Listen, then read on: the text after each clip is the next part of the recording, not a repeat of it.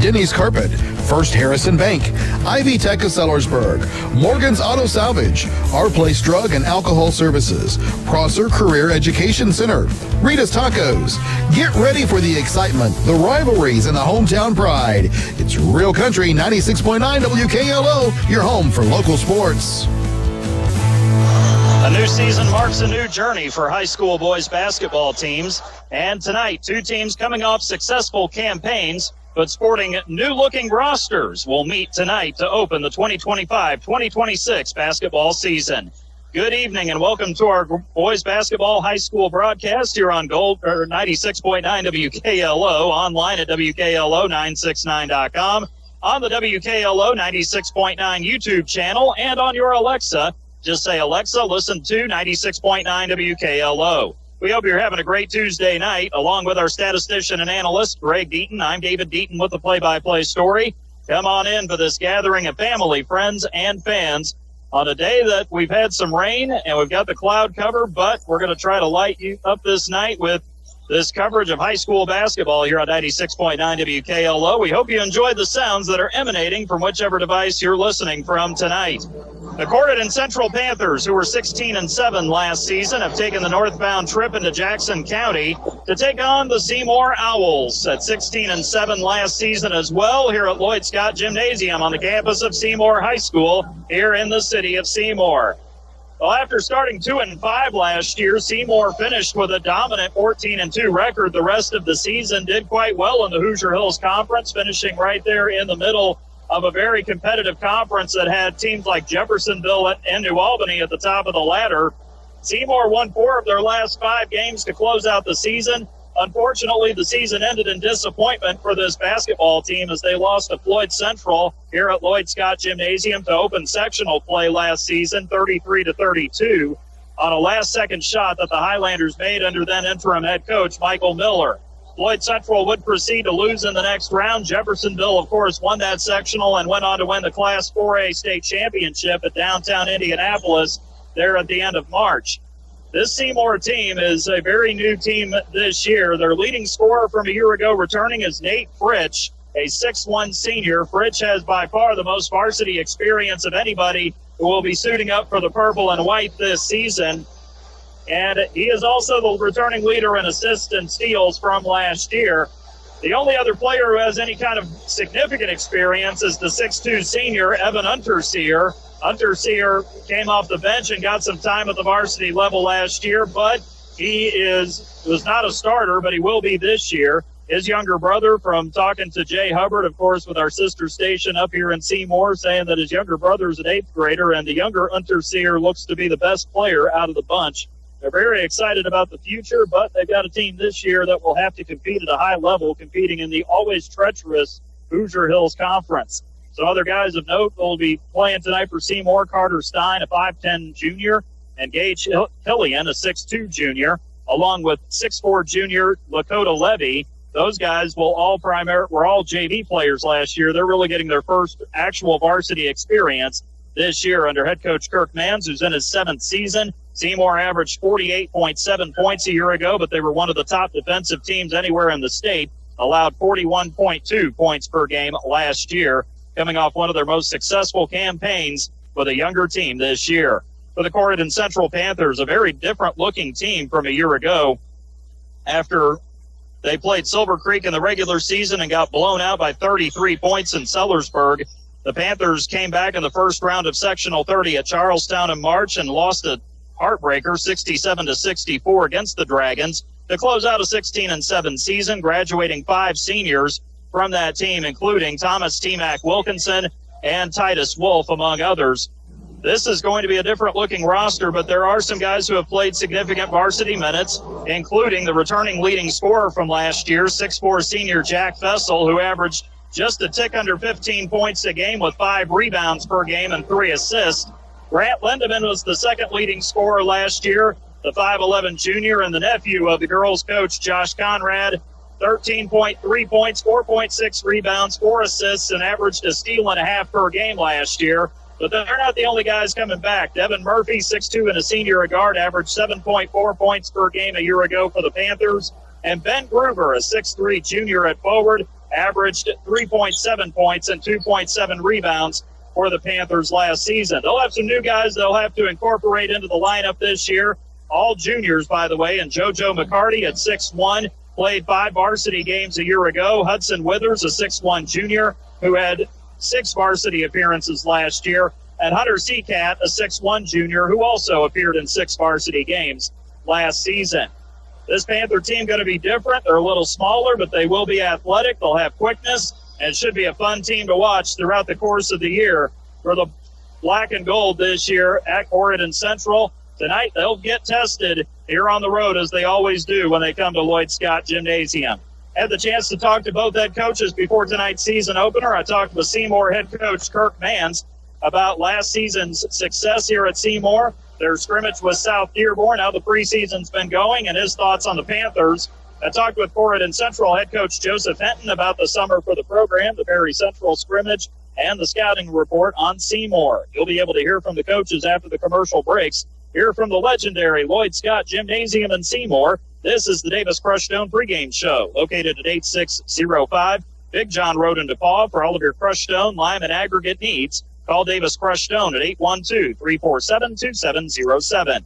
You're listening to Corydon Central Panthers basketball right here on 96.9 WKLO. Are you looking for top quality crushed stone in Harrison County? Look no further than Davis Crushed Stone in DePaul. At Davis Crushed Stone, they have been serving Southern Indiana for years, providing the highest quality crushed stone for all your construction needs. Their locally sourced stone is perfect for driveways, roads, landscaping, and much more. Plus, the friendly staff can assist you with your order, ensuring you get exactly what you need. They'll even deliver it right to your doorstep, making your project hassle-free. Choose Davis Crushed Stone for your next project. Give them a call at 812-347-2707. Prosser Career Education Center has been busy this summer with exciting campus upgrades. Join us for our open house Thursday, December 11th from 5:30 to 7 p.m. at 4202 Charlestown Road in New Albany. Take a self-guided tour of our state-of-the-art facility, meet industry-experienced instructors, and explore 31 high-wage, hands-on programs. Call 812-542-8508 or visit your school counselor today. We continue along with our Davis Crush Stone pregame show here on 96.9 WKLO. Head coach Kirk Mans of Seymour joins us now as his team gets ready to host Corydon Central in the season opener tonight. We'll get to that matchup here in just a few moments. Coach Mans, year 7 here at Seymour, and the program's had a lot of success over the last few years. Last year's team, 16 wins, and had a really good senior class that went with it. So what was that experience like, coaching that team through last year and then going into the summer as well? Well, it was an experienced group that we had. They played a lot of minutes over the last 2 years, some of them over the last 3 years. And so this year's group, it's a new group. And we have a lot of the guys that have come up from the junior varsity team, and they're trying to figure out what the difference is in the junior varsity and the varsity. It's like apples and oranges. It's like comparing those two. And so we're trying to figure that out. The biggest thing is right now we're trying to have an understanding of what competition looks like and how to compete. And to compete at this level and to compete at a high level, you've got to be able to sustain your energy level. You've got to be able to sustain your mental effort as well. And so those are all things that we're going to be looking at tonight and having to grow as the season goes on and on. As we move through the year here. So, those are some of the things that really interested in seeing tonight, just our competitiveness, our ability to go out on the floor and see if we can follow game plan and do the things that it takes to be successful at this level. Well, and of course, over the summer, you had a chance to work with these guys and kind of see what life was like after the seniors graduated. So what stood out to you about the way the team looked over the summer? Well, it's a good group. They were together last year, all sophomore JV team last year, and so they did a nice job together. They've got a little bit of length. They've got some speed. They can get up and down the floor. We got some guys that can shoot it a little bit. So there are parts there, but all of that's going to take a little while for us to get together, figure out, add to our parts. Nate Fritz returns from last year. He was a starter, and that was a good group that he had a chance to start with a year ago. And we expect a lot of things from Nate, and we expect a lot of things from Evan Hunter, our other senior as well. And of course, you got those two guys to lead you, and it seems like, of course, you lean on your seniors a lot for leadership throughout the course of the year as well. But how much will you be kind of looking to the juniors as far as them growing into that leadership role throughout the year as well? Well, throughout the year, I guess that's the key. Let's get it started tonight, and not let them settle in. I hope they hit it a lot harder than that tonight. But as the year grows, yeah, for sure. We want to develop as many leaders as possible. You always want to have a player-led team instead of a coach-led team. And if we can get to that point, that's been a big part of our moderate success that we've had. We've had players that have really bought into what we're doing and how we're doing things and the way we like to do things, and then they're able to go out and execute. And then you've got a player-led team, which leads to a lot of success and a lot of fun. The locker room's fun to be in as well. Yeah, no doubt. It's been fun, of course, over the last few years with the fact that these guys have been able to win. They've learned how to win as well. And so you hope that translates to the varsity level as well after the success they've had coming up through the JV ranks. Sure, we hope so. But watching it and doing it are two different things. And so the responsibilities now with them, the junior class and our current senior class. And so it's their opportunity. It's their time. Well, and I know you guys hang your head on defense here, and you guys have been right there near or at the top of the Hoosier Hills Conference every year as far as defense goes. So I'm sure that's a point of emphasis going into the season as well. Well, it's more of a mindset. It's more of a mindset of being able to play hard, to play with aggressiveness, and figure out how to do that without the fouls, the silly fouls, and those types of things. But it just kind of fits in the way that we like to do things, and per se, maybe an overused word, but it's the culture that we've created. Yeah, and you guys, of course, had a scrimmage before the season started last Thursday at South Dearborn. So what were some things that stood out to you about the scrimmage against the Knights? Well, if we don't rebound and take care of the ball anymore, this one will be over fast. Okay, that's what I took away from it. So I think Corydon's got a really good basketball team. Those three seniors have got a lot of experience with Fessel and Murphy and Lindemann, and I think they're a very good group, and they're going to be really hard for us to contain tonight. Well, and I was going to ask you about that, Coach. Of course, you match up with Corydon, and they're a team that likes to get out and go, and they like to put pressure on you in the full court some as well. So as you look at this matchup tonight, what stands out to you about what the Panthers bring to this matchup? Well, like we just talked about a little bit, experience. That's something that Corydon has that we don't. They have experience. They have experienced guys that have played a season, played 2 seasons, and they've also been in sectional games and tight sectional games. And so there's no substitute for that. So that's going to be hard to overcome tonight, just that. Now their play, yeah, they're going to get them down the floor. They can move, they can run, they can do some things. So when you talk in terms of the basketball game, we've got to be able to control the transition, and we've got to be able to control the tempo of the basketball game. Well, and as far as your team goes coming into tonight, everybody healthy, available, ready to go? Yeah, everybody's healthy and available and ready to go, all 3 of those things. Well, Coach, after practicing over the last few weeks, it's good to actually get the season started and play somebody else for a change. Yeah, it is. It's good to get going, and like we talked about, another year. We're all blessed to be part of another basketball year, and we're looking forward to it, and we'll see what it holds. Sounds good. Coach Mans, as always, thank you so much for taking the time for the talk. You and the Owls have a good game here at home with Corydon tonight. I appreciate that. Enjoyed talking to you, and go Owls. All right. That's Coach Mans joining us. Kirk Mans here from Seymour here at our Davis Crushstone pregame show. Stay with us. We've got the interview with Coach Henton coming up next. You're listening to Corydon Central Panthers basketball on 96.9 WKLO. Giving parental permission for children to drink might feel like a chance for safe supervision, but the reality is you're increasing the risk of future alcohol abuse and negative consequences. In addition to the potential for misuse down the road, we also know that alcohol use by teenagers has a damaging effect on brain development. If you really want the best for your child, ask yourself, what message are you sending? Paid for by Our Place Drug and Alcohol Education Services.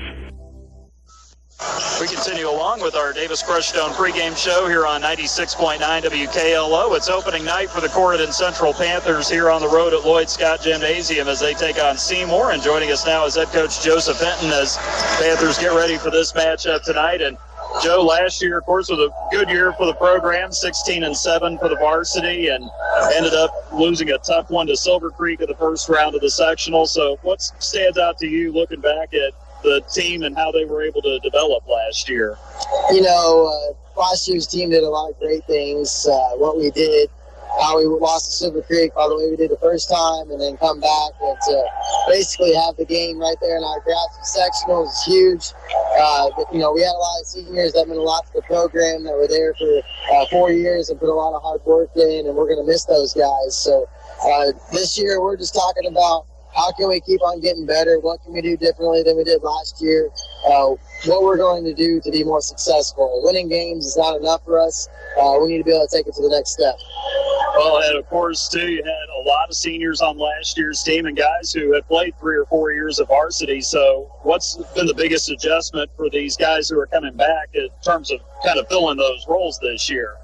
They have some big shoes to fill, but overall they have so far. I mean, we got some guys that are really stepping in their roles that didn't get a lot of varsity experience last year, but have done a great job so far this year, whether it was summertime practice or our scrimmage the other night.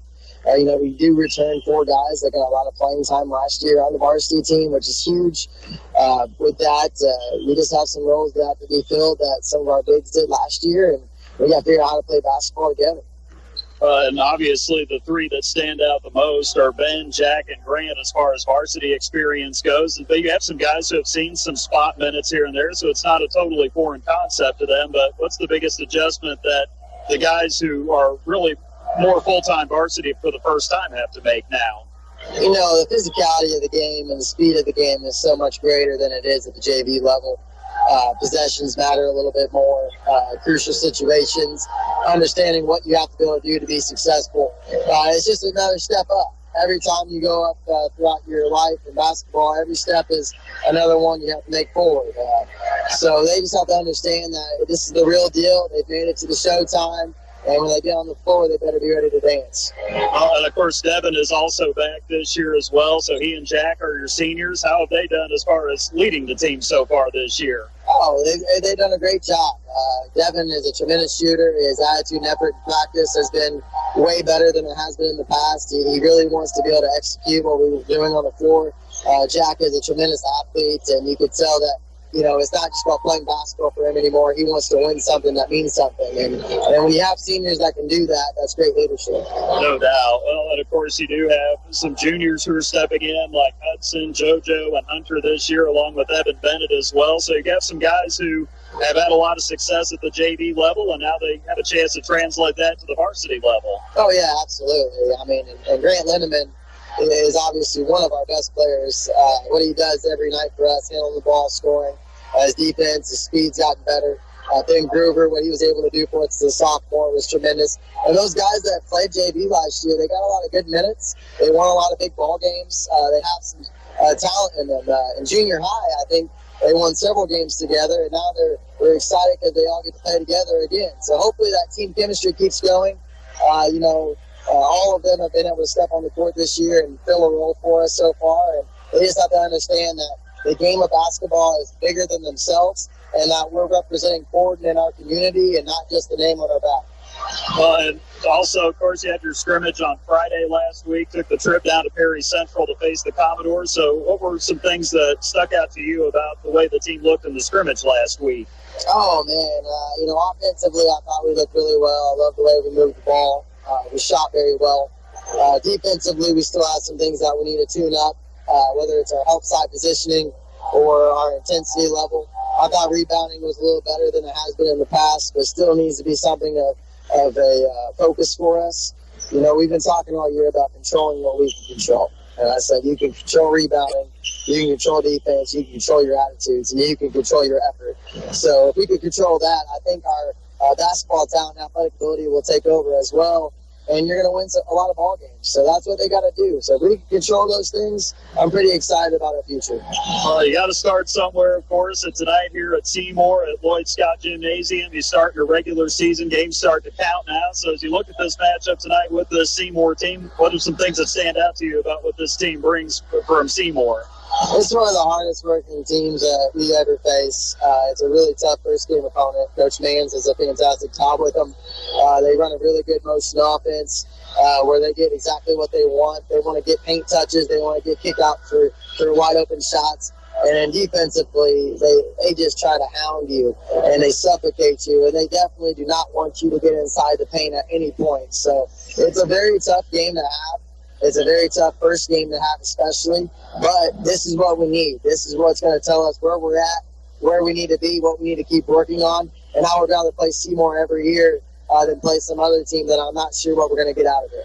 Right. Well, and of course, too, you look at this Seymour team, looks like they have some newer guys that are stepping into new roles, kind of like you guys. So it's not just you guys that are having to do that. They're having to adjust to the varsity level as well. Oh, yeah. I mean, I know they've only returned a couple guys that played a lot of minutes last year, but that JV team was pretty good from what I remember. And just what I know about Seymour basketball is that they play hard and they do what their coach wants. So we've got to become ready for a battle up here. You know, traveling all the way up to Jackson County ain't easy in the first place. So we got to make sure we come ready and come collect if we're going to get them out with a win tonight. No doubt. And as far as the Panthers go coming in, of course, you want to be healthy to start your season, so everybody available, ready to go tonight? Yeah, everybody that's on our roster is healthy and ready to go. And excited to be out there again for this 2025-2026 season. Sounds great. Joe, as always, we appreciate the time. You and the Panthers have a good game here on the road at Lloyd Scott Gymnasium tonight. Absolutely. Thanks for coming up and supporting us. We're looking forward to an exciting year. And as always, go Panthers. All right, Joseph Benton joining us here in our Davis Crushdown pregame show. Stay tuned. We've got the starting lineup next as you're listening to Corydon Central Panthers basketball here on 96.9 WKLO. Looking for great food at a great price? Come to Rita's Taco Shop on Edsel Lane in Corydon. From loaded tacos and burritos to bowls and street favorites, Rita's has the flavor you crave and the value you love. Dine in or carry out. They're fast, fresh, and always delicious. Don't forget to pair your meal with the refreshing drinks and signature margaritas. With so many options, there's something for everyone. And gift cards make it easy to share the flavor. At Rita's, they're proud to support our local athletes on the court, the field, and in our community. Rita's Taco Shop in Corydon, where community and flavor come together. Time to run through the starting lineups tonight. First for the homestanding Seymour Owls, 16-7 last year, averaged 48.7 points and allowed 41.2 per game. They'll start three guards tonight. Carter Stein at 5'10 and a junior, Gage Hillian, 6'2 and a junior, and Nate Fritsch at 6'1 and a senior. The front court will consist of Evan Unterseer, 6'2 and a senior, and Lakota Levy at 6'4 and a junior. The Owls head coach is Kirk Mans. He's in his seventh season at Seymour. Their record 77-59 over his time here as the head coach. He's also the athletic director here at Seymour High School as well. Corydon Central 16-7 last season, 57.6 points is what they averaged, allowing 47 per game. They'll start Grant Lindeman, 5'11 junior at guard. He averaged 13 points a game last year. Devin Murphy will be the second guard, 6'2 and a senior, 7.4 points a game last season. JoJo McCarty, the third guard at 6'1 and a junior, had 2 points last season. The front court consists of Ben Gruber, 6'3 and a junior, 3.7 points a game last season. And Jack Fessel at 6'4 and a senior, averaged 14.9 points per game.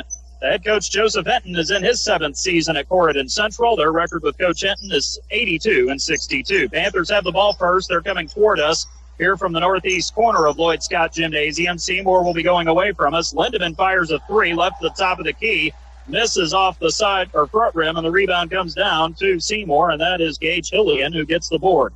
Up ahead with it now is Unterseer, left wing to the right side. A quick three on the way. Off the mark, rebound underneath to McCarty. That was Fritsch who took that shot for Seymour. Up ahead with it now is Murphy. Takes it baseline right side. Kicks it into the cutter. Fessel, layup. Can't get it to go. Well defended there from Lakota Levy. And the rebound tipped out to Fritsch of Seymour as they bring it back the other way. Seymour in the home white uniforms tonight. Purple letters and numbers. Block letters. Seymour arced over the number on the front of the jersey. They've got the block letter S on either side of the shorts. Double purple stripes on the bottom of the shorts and a purple stripe around the waistband, purple trim around the collar and the shoulders with the Seymour Owl logo on the back of the jersey above the number.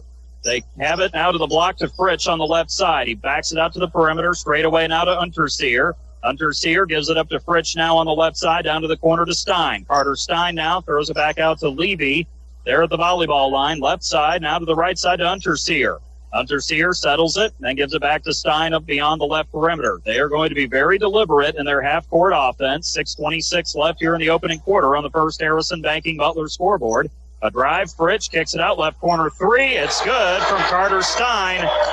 He buries that one to get his first points of the season, and Seymour out to the quick 3-0 lead here at Lloyd Scott Gymnasium. Here's Lindemann with it right side, takes it up top, gives it to McCarty on the volleyball line left side. McCarty looks for Murphy, goes left instead to Jack Fessel on the wing. Jack trying to drive against Unterseer, gets it down to the block. Here's the up and under move, and Ben Gruber can't get it to go in.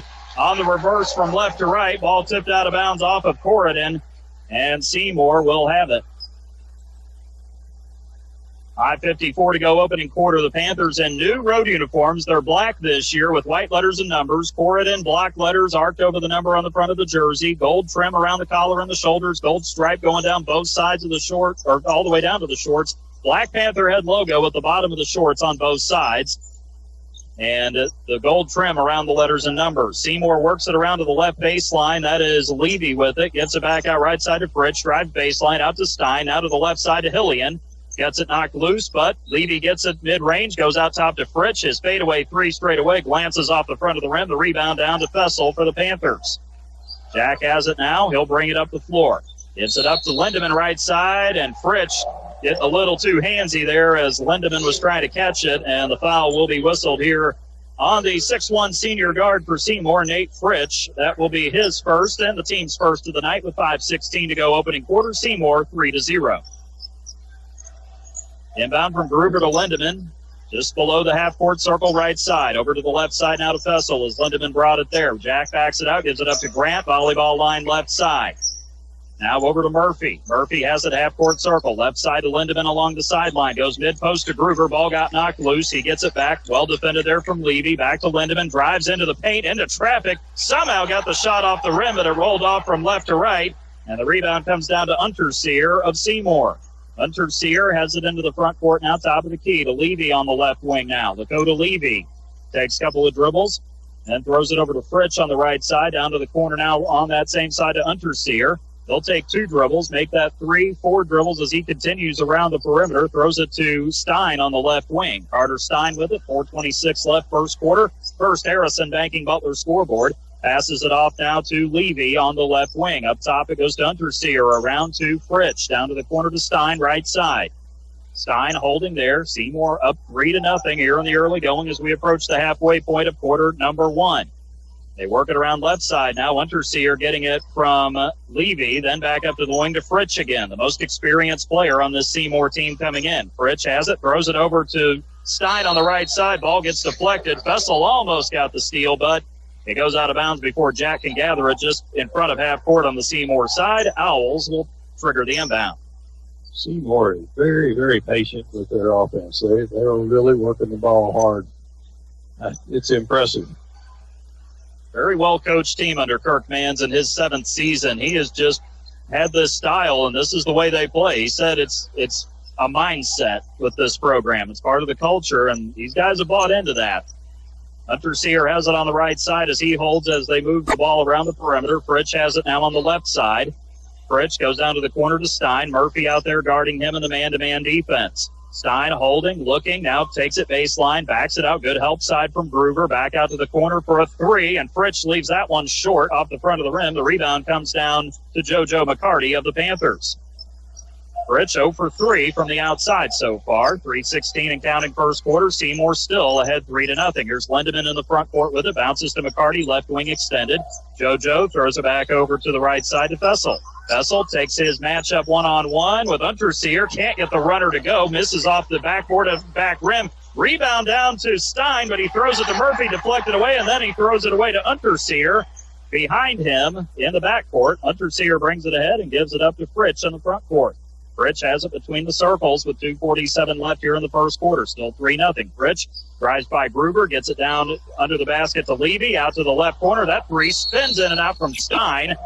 Fessel got position on the rebound, and Jack is able to draw a foul here on Seymour, and this will be on Lakota Levy. That'll be his first, and that'll be the team's second here on Seymour. 2:39 to go in the opening stanza. It is still 3-0 Seymour on the first Harrison banking Butler scoreboard. Jack did a great job of blocking out there. He had him solidly blocked out, and he had no place to go but down on Jack's back. Lindemann gets it knocked away by Fritsch as he brings it into the front court. Takes it right side now after the recovery. McCarty trying to set a screen. Lindemann drives it left, goes baseline to Gruber. Gruber under the basket to McCarty right side. JoJo turns, takes a dribble, forces up a tough shot, can't get it to go, tips the rebound. However, to Fritsch on the left block. Fritsch runs it ahead, gets bumped from behind, gets under the basket, now kicks it back out to the corner to Hillian. Hillian throws a pass up to Levy that's deflected out of bounds off of Jack Fessel, and Seymour will have it in their front court to the right side of the floor. Substitution for Seymour coming up. They will bring in their freshman. They like the talent that 5'10 guard Chris Pumphrey brings to the team. Pumphrey, Pumprey. He is in replacing Lakota Levy in the lineup. Pumphrey, we're talking to Jay Hubbard, our compatriot on the other side of the Seymour broadcast. He said he's probably got the most potential of anybody on the team. Talking about Chris Pumphrey. 1:53 to go here in the quarter. Seymour has it. Pumphrey gets it up top, passes it off to Fritsch on the left wing, straight away to Unterseer, and then over to Hillian on the right side. They work it back around. Stein finally comes with it left side. To Pumphrey on the right, down to the corner it goes again to Unterseer. They'll take a dribble, goes straight away to Fritsch, drives it to the lane, throws up the runner off the glass, and good from the left side. Nate Fritsch with his first two of the night. Seymour up 5-0, 1:27 to go here in the first quarter. The Panthers have had decent looks. They've just not been able to finish through the contact so far. Lindemann has it right side on the forecourt to McCarty on the left. JoJo takes a couple of dribbles, lost it, now goes to Lindemann at half court. Right side to Fessel. Jack trying to win his matchup. Good defense there. Turnaround shot, though, from 10, and Jack knocks it down from the right side. The dagger turnaround for his first two, and the Panthers finally on the board as we get down to the final minute of the first quarter. Here's Fritsch driving it left side into contact. The ball dances around the rim. It hit the back and then took a little spin around and before it finally fell out. But it'll be the first foul of the night on Corydon Central. And it will be two shots coming up here as the foul is on Jack Fessel. His first, team's first, as the PA announcer here at LSG, Kurt Nichols, likes to say, two shots. First free throw for Nate Fritsch is off the back of the rim. No good. He'll have one more shot coming. Last time we were here back in March, McCarty checks out, by the way. In for him is Hudson Withers, the 6'1 junior, Reese's younger brother. 3 points and 3 rebounds in varsity action. Played 6 games last year. Second free throw hits the back rim and the front rim. Good. Last time we were here, Orleans was winning a semi-state championship back in March. Followed the Bulldogs all the way to their Class A state championship. Hoping the Panthers can get a good result here tonight as well. Murphy has it right side up top to Lindemann. Dribbles around, gets to the paint, tries to throw a pass out to the corner. Withers saves it. Somehow Gruber comes up with it top of the key. Working around to Withers, and he hits the three. Hudson on the board with a right corner three. And it went through Jack Fessel to get there. 6-5 in favor of Seymour. 21 seconds to go here in the opening quarter. Panthers finally get some rhythm offensively. Fritsch has it off the pass in the front court from Stein. Fritsch holding it right side of the floor near the volleyball spike line. 10 seconds to go. He'll take it to the half-court circle with 7. Down to 6. Fritsch is going to go for the shot here with Withers one-on-one. Fritsch drives by him, gets to the rim. Shot blocked on its way up. Rebound taken down. The shot will not count from Hudson at the buzzer, but a great close to the quarter for Corydon Central. It's a low-scoring affair, 6-5, Seymour leading on the first Harrison Banking Butler scoreboard through 1. You're listening to Corydon Central Panthers basketball on 96.9 WKLO. Are you looking for top-quality Crestone in Harrison County? Look no further than Davis Crestone in DePaul. At Davis Crestone, they have been serving southern Indiana for years, providing the highest quality Crestone for all your construction needs. Their locally sourced stone is perfect for driveways, roads, landscaping, and much more. Plus, the friendly staff can assist you with your order, ensuring you get exactly what you need. They'll even deliver it right to your doorstep, making your project hassle-free. Choose Davis Crestone for your next project. Give them a call at 812-347-2707. At First Harrison, the Banking Butler is more than just a banking app. It's who we are. It's a level of service we've delivered for more than 130 years. If you need to borrow money for a home loan, car loan, even loans for boats, RVs, you name it, First Harrison Bank will get you competitive rates with fast, local decisions. Apply online at firstharrison.com. The Banking Butler. It's who we are. Keep it easy. Keep it local. First Harrison Bank. Member FDIC, Equal Housing Lender. Second quarter about to get started here at Lloyd Scott Gymnasium, the legendary facility here in Seymour on the campus of Seymour High School, along with our statistician and analyst, Greg Deaton. I'm David Deaton with the play-by-play. Glad to have you alongside us tonight here on 96.9 WKLO, streaming online at WKLO969.com, as well as on our YouTube channel, WKLO 96.9, and on your Alexa as well. Seymour comes out with a little bit of a different look here in the second quarter. Chris Pumphrey stays on the floor as he throws a pass. That's taken away. Devin Murphy, right side layup, good. Hillian was the intended target. Devin ends up getting the steal and his first 2 points on that right side layup. And for the first time tonight, Corydon is in front, 7-6. Here's Pumphrey with it in the front court. Gives it up to Stein between the wing and the corner on the left. Right in front of the Corydon bench. Stein dribbles around to the half-court circle, left side. Gives it up now to Fritsch. They're out there along with Brody Pendleton, 6'4" and a sophomore. First time he's been in the game tonight. And then the other player out there is Gage Hillian as well. So at least a couple of the starters coming out to start the second quarter for Seymour.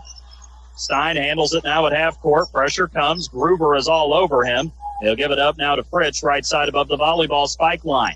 Fritsch with Murphy on him, takes it between the circles now. Good defense from the Panthers. Pass it off to Pumphrey, right side into the corner. It goes to Hillian. Hillian drives baseline, layup, left it off the side, rim short, and the rebound comes down to Jack Fessel. Jack brings it up the left side of the floor, gets into the paint, pulls up, 10-foot jumper. Well, we got our wedge there on the right side. The ball got to the right side of the rim. It's stuck, and that's an automatic jump ball. Corydon will get it on the turn of possession as Gage Hillian leaps up there to get it out of the rim. And substitution for the first time for Seymour, Jackson Fox, 6'2" and a senior. He's in. He'll replace Gage Hillian in the lineup. And another substitution as Stein will check out. Lakota Levy is in for the first time here in the second quarter, 6'4" and a junior. Grant Lindeman, Jack Fessel, Hudson Withers, Ben Gruber, and also Devin Murphy for the Panthers. Right side with it is Lindeman. Gives it to Fessel mid-range. Back to Grant. Three. Bingo! Just above the right corner. Grant Lindeman with a sweet stroke. Makes it 10-6. The Panthers all of a sudden have scored 8 unanswered. A deflected pass into the front court on the left side is knocked out of bounds. It will be Seymour basketball, but all of a sudden this Corydon team sees a couple of shots go through, and they've got some life now. They're playing well right now offensively, and their defense has picked up a lot. Levy gets it in the post, and he got smacked on the arm. This is going to be a foul called here on Ben Gruber of the Panthers. This will be the first on the junior tonight.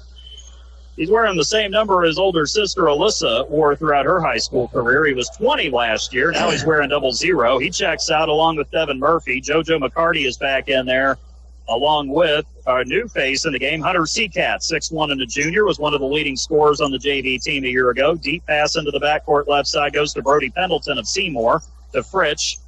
In between the circles now, giving it back up to the left side, and we've got a hold underneath. Jackson Fox was the one who had the ball last, but this foul happened down in the low block on the left side. It'll be the second foul, unfortunately, on Jack Fessel. That'll be the team's second here in the second quarter on Corydon Central. Good, solid basketball game. Both teams playing quite well. Seymour controlling the pace of the game, but it hasn't bothered the Panthers much yet. And case in point, well, it looked like Levy threw the pass out from the left block to the left corner to Brody Pendleton. Didn't look like the Panthers might have touched it there, but didn't see any deflection. The official thought that somebody got it, though. So with that, a substitution as Fessel checks out. So Jack is out of the lineup with those 2 fouls. So now the lineup is Lindeman, Gruber, along with Seacat, Withers, and also out there is McCarty. 6 minutes to go, second quarter. Fritsch holding it on the left perimeter for Seymour. He'll give it up to the corner now, left side to Fox. Fox drives in, kicks it out. 3 on the way, Pumphrey. Can't get it to go. Back rim from the right corner. Rebound run down. It's Pendleton who saves it into Fox. Straight away now to Fritsch. Fritsch gets it down to the left side, down low. There's a layup on the turnaround. Brody Pendleton going over the defense at 6'4". He's got the size advantage, and he makes it 10-8 Corydon. 5.5 minutes to go, second quarter on the First Harrison Banking Butler scoreboard. Here is Lindemann controlling it in the front court to McCarty left side, back to Grant, now to Gruber right side, wraps around a pass baseline, short corner left side to McCarty, back out to Withers. Hudson leaves that three off the front of the rim short, and Fritsch runs it down in front of the Seymour bench on the right side. Here's Fritsch pulling up for a three, hits it straight away from the top of the arc. He missed his first three of the night, makes that one though for his 6th point, and it's 11-10 now with 5 minutes to go here in the second quarter. Seymour back in front. They withstood that 8-0 run. They've scored 5 straight since then, and Withers getting the ball in the middle of the front court. A reach-in foul, and Chris Humphrey will pick up the personal. The freshman will pick up his first, and that'll be the team's first of the quarter as well. He got Hudson across the arms. Withers will check out, and Devin Murphy back in there for Corydon Central. Inbound will come from Gruber right in front of the Seymour bench into the backcourt to Grant Lindemann. Grant will have to bring it back across the midcourt stripe, bounces it to the left side now to Hunter Seacat. Seacat has it at the spike line, back to Lindemann between the circles to McCarty on the left perimeter. McCarty down to the corner to Seacat, back out it goes to Grant, now over to Murphy between the circles. Grant gets it back left perimeter. He'll pull up for a three, knocks it in, left corner. Little step back there for the junior. He's got 6 in the lead, back to the Panthers at 13-11. 4:23 and counting second quarter. Here's Fritsch with it, front court on the right wing. Nate Fritsch pulls back. He'll fire one up for 3. Hits the front back rim, no good. Rebound. McCarty trying to go get it, but it's knocked away out of bounds from behind. Lakota Levy touched it last for Seymour, and Corydon will get possession again with 4:16 to go in the quarter. Timeout Seymour with 4:16 to go here in the second quarter. 13-11, Corydon Central in the lead. You're listening to Corydon Central Panthers basketball on 96.9 WKLO. Hello, I'm Dr. Travis Hare, Chancellor at Ivy Tech Community College in Sellersburg. Over 40% of today's workforce is learning new skills or advancing their careers to keep up with a changing job market. At Ivy Tech, we offer flexible 8-week sessions and over 70 programs tailored to Indiana's growing industries, helping you stay ahead. With 55% of students receiving financial aid, Ivy Tech makes education affordable and accessible. Don't wait. Visit ivytech.edu/Sellersburg and let's start crafting your perfect plan. Remember, you belong here. Looking to update your floors? Denny's Carpet in Corydon has been your local expert for over 35 years. From cozy carpets. Well, we thought we only had a 30-second timeout, and turns out there was a little confusion there for just a moment. The clock was running a little long, but with 4:16 to go second quarter, it is going to be Corydon Central possession out of the Seymour timeout. JoJo McCarty, Devin Murphy, and Jack Fessel back onto the floor despite the 2 fouls. Ben Gruber and Grant Lindemann round out the 5 on the floor for the Panthers. Lindemann has it on the right side, gives it up left side to Murphy. He fakes, pulls up. That's a long 2, I think, if it goes. Misses off the right side glass, and Fritsch comes down with the rebound for Seymour. Throws it ahead to Humphrey, who takes it to the right baseline. Backs it out beyond the arc. Goes back baseline. Lindemann takes it away from him, though. Grant out on the run. They've got a 4-on-3. Grant goes right side. He'll lay it up, and it'll roll in. Lindemann's got his 8th point of the evening, and Grant makes it 15-11 Corydon Central. 3:36 left here in the second quarter. Up ahead with it, Humphrey gives it to Brody Pendleton in the left wing. Down low it goes to Levy. Levy might have pushed off a little, but he turns around, gets the shot to go in. Grant was trying to guard him down low, and Levy gets his first 2 of the night. 15-13. Grant may have sold it a hair there, but Levy certainly looked like he pushed a little bit there before the shot. There was a little bump, but I think Grant really sold that one big time. Tried to anyway. 3:08 left in the second. 15-13 Corydon Central. Here's Lindemann to Gruber from right side to the middle. Back to Grant. Long 3 on the way. Hits the front rim, back rim, and it falls in somehow from 27 feet away. Plinko chip. That is Plinko style, the very definition. 18-13 Panthers, their largest lead of the night with 2:48 to go here in the second quarter. Seymour with it. Fritsch along the left sideline. Tries to get out of there. Gives it up the sideline to Humphrey. Out of the right side, it goes to Levy on the volleyball spike line. Levy to Fritsch. Nice head fake. Pulls up. Short corner jumper right side. Can't get it to go. McCarty is able to get the rebound short along that right baseline. Here comes Corydon now. Gruber gets knocked to the floor along the right baseline. A late whistle. That was an obvious foul there on Brody Pendleton, who was just trying to stand his ground, to be fair to him. And that's going to be the first foul on Pendleton tonight. That'll be the second on Seymour here in the second quarter with 2:26 to go. Humphrey and Pendleton check out. Back onto the floor, Carter Stein, the 5'10 junior, and Gage Hillian, the 6'2 junior. The original starters out there for Seymour, joining Fritch, Unterseer, and Levy. Inbound from the U of Seymour, right baseline, Ben Gruber throws it into the post now to Jack Fessel. Throws up the shot, missed it short off the front of the rim. He knocks it away from Levy there under the basket, forcing Seymour to have to inbound it. That was actually a really clever play from Jack there to give them a chance to rest and to sub him out, as we see Evan Bennett for the first time tonight. 6'4 junior for the Panthers. Did not see any varsity time a year ago. 2:17 and counting here in the second. Panthers 18, Seymour 13. It's Fritch into the front court to Unterseer, left side volleyball spike line. Unterseer looking to the right, can't get it where he wants it now. He'll throw it over to Hillian above the volleyball spike line. To the left wing now to Fritch. Nate Fritch takes a little step, goes up top to Unterseer. Good defense here from Corydon Central. Throws it back to Fritch, drives left baseline, goes up, shot, can't get it. Late whistle. Very late.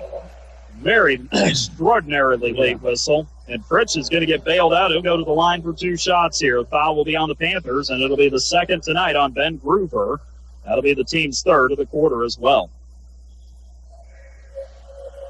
There was contact there, but there's been contact on both sides that hasn't been called tonight. And it seems like here in the second quarter, the officials are calling this a little tighter than they were earlier on. That one was about as late as you could call one before it got to the other end of the court. But Fritch got the first one, the second one as well. So he has now tallied 8 in this contest. The lead is 18-15 in favor of Corydon Central. 1:43 left here in the second quarter. They work it around in their front court now. And it is Gruber, takes it down to the left block, throws up the shot, can't get it to go. Rebound tipped around, and Seymour comes away with it. Fritch will bring it into the front court now. oh no. Gets it down low, and he drives into the layup on the right side. Right down the middle of the lane, and no one got to him. That's one of the few breakdowns the Panthers have had on that side of the floor tonight. The lead is down to 1 at 18-17 for Corydon, with 1:13 to go here in this second quarter. Here's a 3 from Murphy. Gets loose. He airballs it from the left wing. Right baseline. Trying to go get the rebound is Unterseer, but he lost it out of bounds. And it will stay with Corydon. Murphy forced the issue just a little bit on that shot. And fortunately for him, the Panthers have it back. Corydon now will inbound from the right corner, right next to the Seymour bench. And it will be Gruber to trigger the inbound. Ben's got to find somebody to throw to. He'll throw it to Bennett. He's open for a moment down low. He got fouled, and another late whistle there on the right block.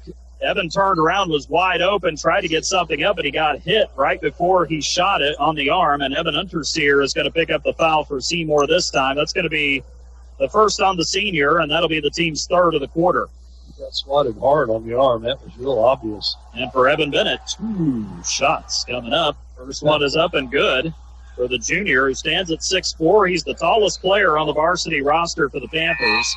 19-17 with 1:04 to go in the quarter. Murphy is on the floor with Lindemann, Bennett, as well as McCarty, and Gruber on the floor for the Panthers, although Hudson Withers is set to come in next break. Bennett buries the second free throw, so he goes 2 for 2 that trip, makes it 20-17 with 1:04 to go until halftime. Withers replaces Bennett, so Corydon goes with a small lineup. Seymour, meanwhile, on the floor with Carter Stein, Nate Fritch, Gage Hillian, Evan Unterseer, and Lakota Levy, also known as the starting 5. Here's Unterseer getting it from Stein, brings it ahead to the front court, less than a minute to go in the quarter. Around to Hillian, then to Unterseer, 3 right corner, off the back of the rim, too strong. Rebound weak side to Gruber on the left baseline. That was Unterseer's first shot attempt of the night. Up ahead, there's Withers. Hudson's jumper missed everything from the left baseline, but Hillian tried to catch it on the right block, and he flat out just lost it out of bounds. Got a little slippery on him there with 44 seconds to go here in the first half. Corydon has it back. Lindemann will inbound it from the U of Seymour on the right baseline. And he'll lob it into Gruber on the right corner. Ben throws it up top for McCarty. Goes by him to Withers between the circles. Over to Lindemann. Another long 3. This one rims in and out from front to back. And the rebound to Levy for Seymour. Gives it back now to Fritch, who will bring it across the timeline. And Fritch has it now to the left side above the volleyball spike line. 23 seconds and counting here in the second quarter. Panthers up 3 right now, but Seymour is going to try to hold to the last shot here in the first half. Down to 15 seconds on the first Harrison Banking Butler scoreboard. 12 seconds. Fritsch backs it out near the timeline. Good defense here from Lindemann. Fritsch trying to look for the drive. He'll take it to the left side. Lost it. Got it back. Gives it up to Hillian. Hillian has to turn and heave it from in front of half court. He'll hit it off the bottom of the left side backboard to close out the first half. Great defensive stand for the Panthers going into halftime, and Corydon Central possesses a slim lead going into the locker room on the first Harrison Banking Butler scoreboard. Coming up at halftime, we'll have first half stats and analysis. We'll also take a look at other games that are going on around the area tonight as well, if we have time to do so. And we'll give you the rundown of what happened through the first 2 quarters of play as well. Corydon Central leading Seymour 20-17 here on the first Harrison Banking Butler scoreboard at halftime. You're listening to Corydon Central Panthers basketball on 96.9 WKLO. And Harrison County Hospital's orthopedic surgeons of Harrison County. They know pain and limited mobility can take a toll on your life. That's why the expert team is there, providing comprehensive, full-time orthopedic care right in our community. Led by Dr. John Connor, a board-certified orthopedic surgeon, along with physician assistant Christina Gunter and nurse practitioner Jeannie Doan. They deliver personalized care to help you move freely again. Don't let pain hold you back. Call Harrison County Hospital today and take the first step toward recovery. 812-734-3800 or online hchin.org. Looking to update your floors? Denny's Carpet in Corydon has been your local expert for over 35 years. From cozy carpets to durable hardwoods and stylish vinyl, they have it all and at prices you love. With top-notch customer service and affordable options, they make it easy to transform your space. Plus, enjoy special discounts on select flooring. Stop by or call 812-738-8466 off Highway 62 in Corydon. Denny's Carpet, because they know quality and affordability matter. Hi, this is John Bender. Cooler weather, it's on its way. The Department of Energy says a properly insulated home can save you up to 20% off your heating and cooling expense. So make sure your home is properly insulated this fall. The Owens Corning ProCat loose-fill insulation system makes it quick and affordable to properly insulate your home. You can do it yourself, or we can recommend a contractor to help you. Learn how easy you can add insulation with the ProCat insulation system by visiting us at Bender Lumber. Local people serving local needs for over 90 years. Real country, pure country. 96.9 WKLO, Hardinsburg, Corydon, Paoli.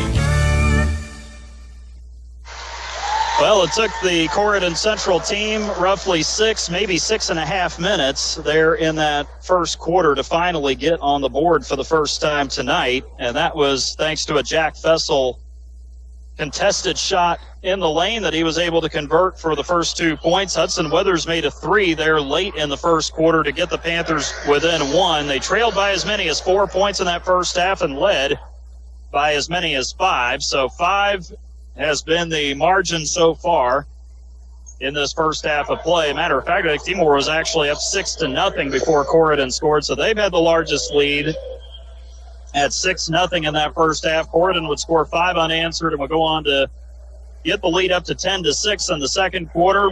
But Seymour, of course, came back, got the lead after scoring 5 straight to make it an 11-10 margin there at one point early in the second. But Corydon persisted, outscoring Seymour 10-6 the rest of that first half, led 20-15 at one juncture. And so far, the Panthers playing well here on the road at Seymour. Good defense, pretty good execution on the offensive side of the floor as well, and it has resulted in a 20-17 lead here at halftime. Lloyd Scott Gymnasium is where we are tonight here on the campus of Seymour High School here in the city of Seymour.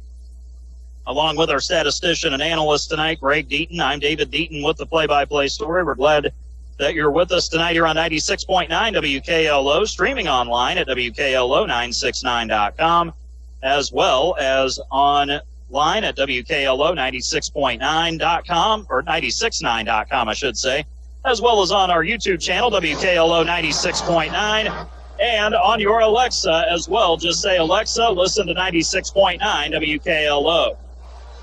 Let's take a look at the scoring and shooting for both teams here in the first half, and we'll begin with Seymour. The only double-figure scorer has been their most experienced player returning from last year, and that is the senior at 6'1", Nate Fritsch. Fritsch had 3 points on a two-pointer and one of two free throws in that first quarter. He made a three-pointer early in the second quarter before knocking down a pair of free throws and getting one more basket for two. So Fritsch had 7 in that second quarter to go with 3 in the first. He has 10 points so far in the first half for Seymour. Carter Stein made a three to start the scoring tonight back in the first quarter. He has 3 points so far for the Seymour team. Lakota Levy got a bucket for 2 in the second quarter. So he has 2 points, and then the only other scorer has been Brody Pendleton to this point. Pendleton has 2 points in the contest for Seymour. Got that on a basket on the inside in the second quarter. So far, we've seen Gage Hillian, Evan Unterseer, and Jackson Fox get time on the floor, but none of those guys have scored. Seymour was 2 of 7 in the first quarter, 4 out of 10 in the second quarter. They were 6 out of 17 total shooting in the first half, good for 35%. 3-point shooting mirrored each other. Well, actually, were identical, I should say, in the first 2 quarters. 1 out of 5 in the first, 1 out of 5 in the second. Seymour, 2 out of 10 from long range in the first half, 20%. And at the free throw line, it's been all Nate Fritsch. He was 3 out of 4. That's the team total at 75% for Seymour here in the first half. On the other side for the Corydon Central Panthers, Grant Lindemann has been the primary breadwinner in scoring so far. Grant had all 11 of his first half points in that second quarter. Lindemann made a trio of trays and got a basket on a breakaway off a steal for 2 as well. So Grant has 11 to lead all scorers so far for Corydon Central. Hudson Withers, 3 points. He buried a tray there late in the first quarter. That's the extent of Hudson's scoring in the first half. Devin Murphy got an inside basket in the second quarter. He's got 2 points. Jack Fessel went for 2 on a tough contested drive in the first quarter to get the Panthers on the board tonight. Fessel has 2 so far. And Evan Bennett, the 6'4 junior coming off the bench, making a pair of free throws. He's got 2 points to round out the scoring for the Panthers. JoJo McCarty, Ben Gruber, and Hunter Seacat have all played, but none of them have scored so far for Corydon Central. We've had 3 lead changes, no ties here in this first half of play. As far as the shooting goes for the Panthers, they were 2 out of 8 in the first quarter, 5 out of 12 in the second quarter. In total, 7 out of 20 in that first half, good for 35%. 3-point shooting, the Panthers were 1 out of 2 in the first quarter, 3 out of 6 in the second quarter. 4 out of 8, the Panthers are total from behind the arc so far in the first half, good for 50%. And Evan Bennett's the only one who got to the free throw line in the first half. He went 2 out of 2 for this Corydon team. It was 6-5 Seymour at the end of the first quarter. Both teams cranked up the offense a little more in the second quarter, with Corydon Central outscoring Seymour 15-11.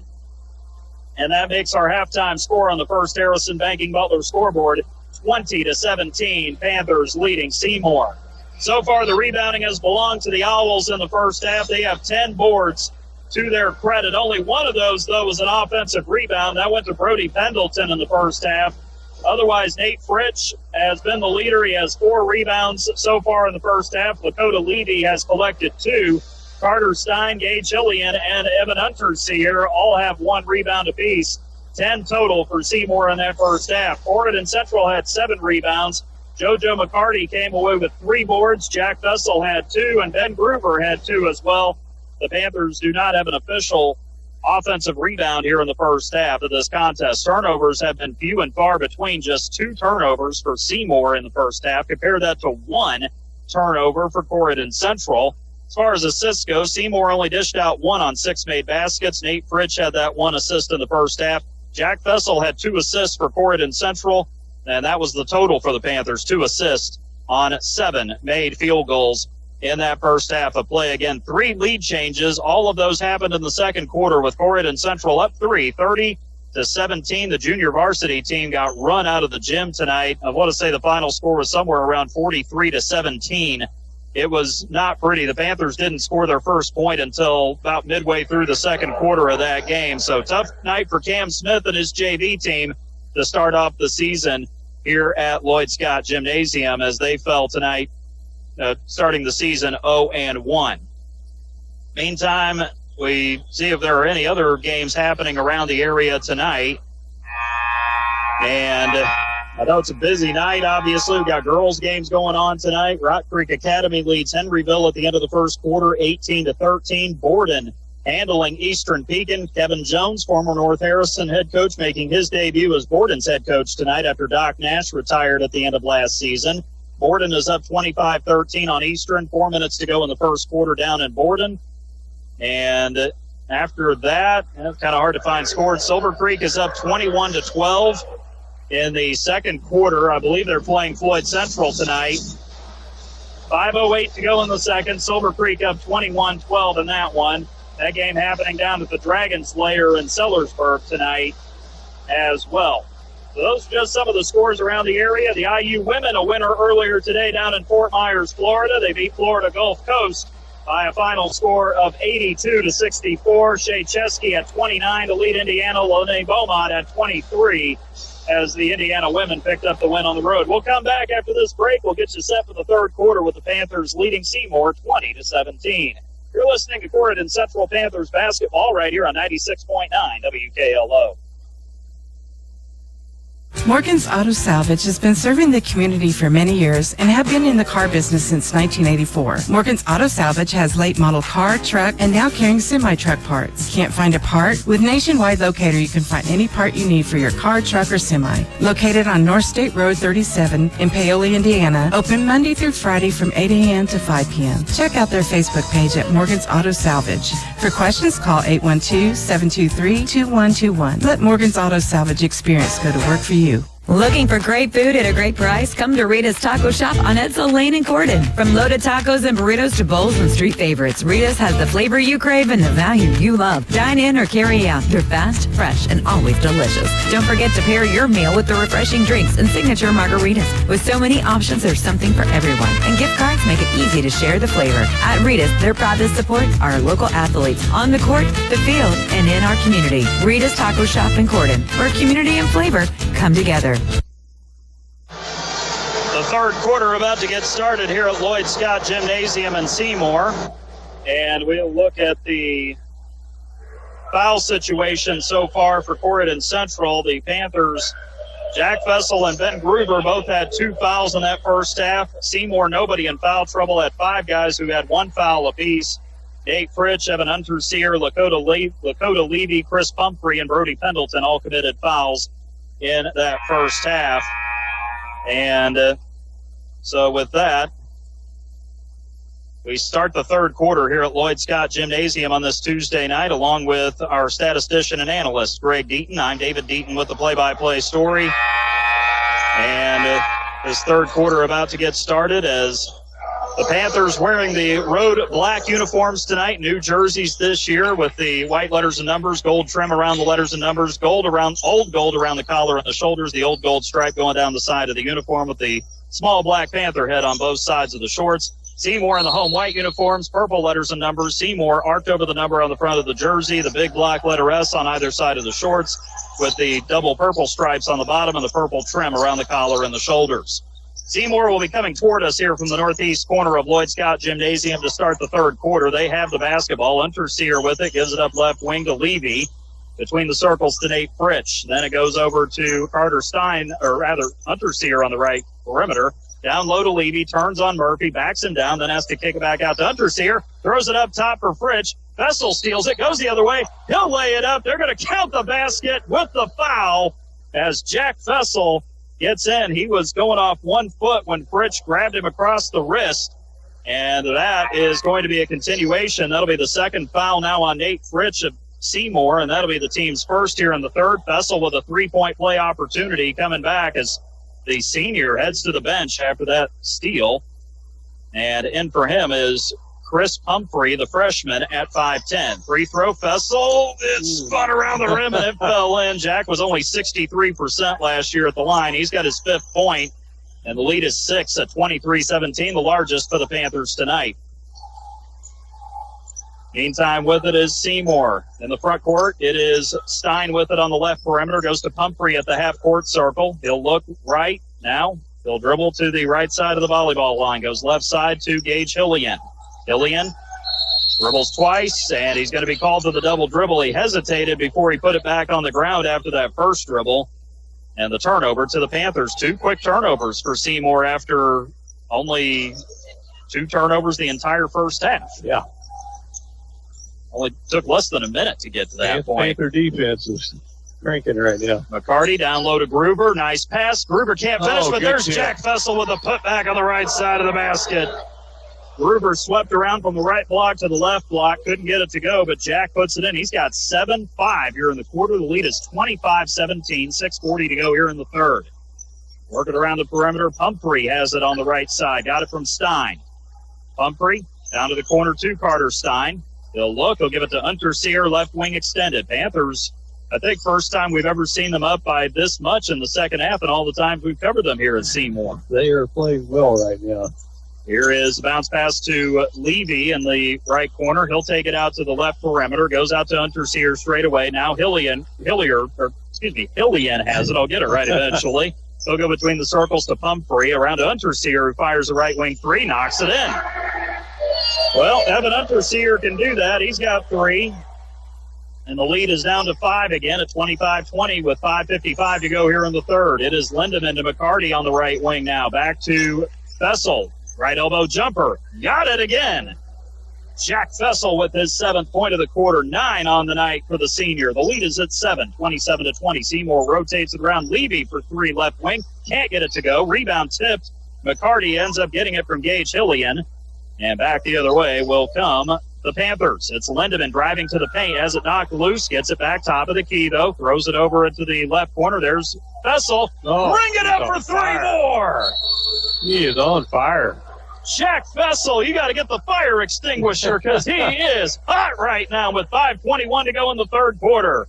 30-20, Panthers in front. Seymour calls timeout. You're listening to Corydon Central Panthers basketball on 96.9 WKLO. This is Emery Jones, Career Education Coordinator at Prosser in New Albany. Right now, we are looking for motivated students to join our precision machining, welding, plumbing, and landscaping programs. These are high-demand careers with great pay. You'll get hands-on training, real-world experience, and a jump start on your future. Visit prossercareers.com or call 812-542-8508 to learn more. Prosser. Get skilled, get hired.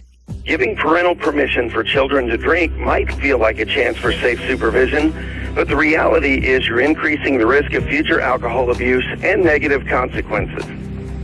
In addition to the potential for misuse down the road, we also know that alcohol use by teenagers has a damaging effect on brain development. If you really want the best for your child, ask yourself, what message are you sending? Paid for by Our Place Drug and Alcohol Education Services. Well, 5:21 to go in the third quarter. It is the Jack Fessel show to start this third quarter for the Panthers. He has all 10 of their points so far, and he is still out there along with Grant Lindemann, JoJo McCarty, Devin Murphy, and Ben Gruber as we get back to action. Seymour calling a full time out there. Chris Pumphrey brings it into the front court, gives it up to Gage Hillian left side, goes baseline to Jackson Fox, and as he's driving around the defense, he gets tripped up, and a foul will be whistled here on Corydon Central, and I think this is going to go on JoJo McCarty.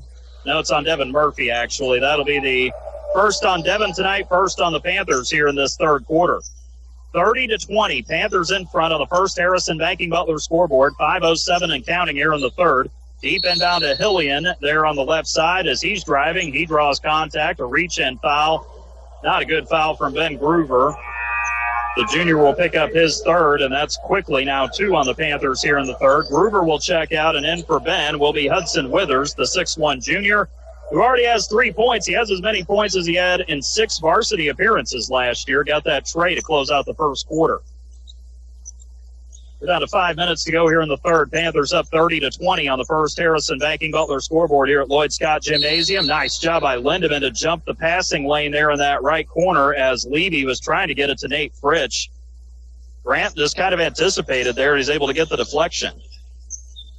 The inbound comes down to Hillian on the right short corner, gets it down low to Fox, lays it in, draws contact, and that'll be a foul on the Panthers.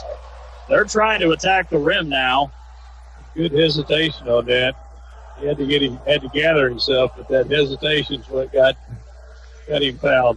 Jackson Fox with his first 2 points of the night, and the foul is on Hudson Withers of Corydon. That'll be the first on Hudson tonight, third on the team in the quarter with 4:52 to go. Free throw for Fox. He's able to knock that down. The 6'2 senior gets his first points of the night. The lead is down to 7 at 30-23 here from Lloyd Scott Gymnasium in Seymour tonight. Up ahead with it, Fessel, right side of the lane, got the shot blocked. Rebound comes down to Fox. He throws it ahead now. And a layup attempt from Hillian will not go. Rebound tipped around. Levy runs it down at the left perimeter, gets it to Fox, goes inside. Layup, can't get it to go. There was a foul, very late whistle. I'm actually surprised they called it. Hillian had the rebound there underneath. But the foul will be whistled on Corydon, as it should have been. And this one will go on Dakota Murphy. They'll go Devin Murphy there for Corydon. That'll be the second on Devin tonight. And the fourth already of the quarter with 4:28 to go. Next foul defensively will put Seymour in the double bonus.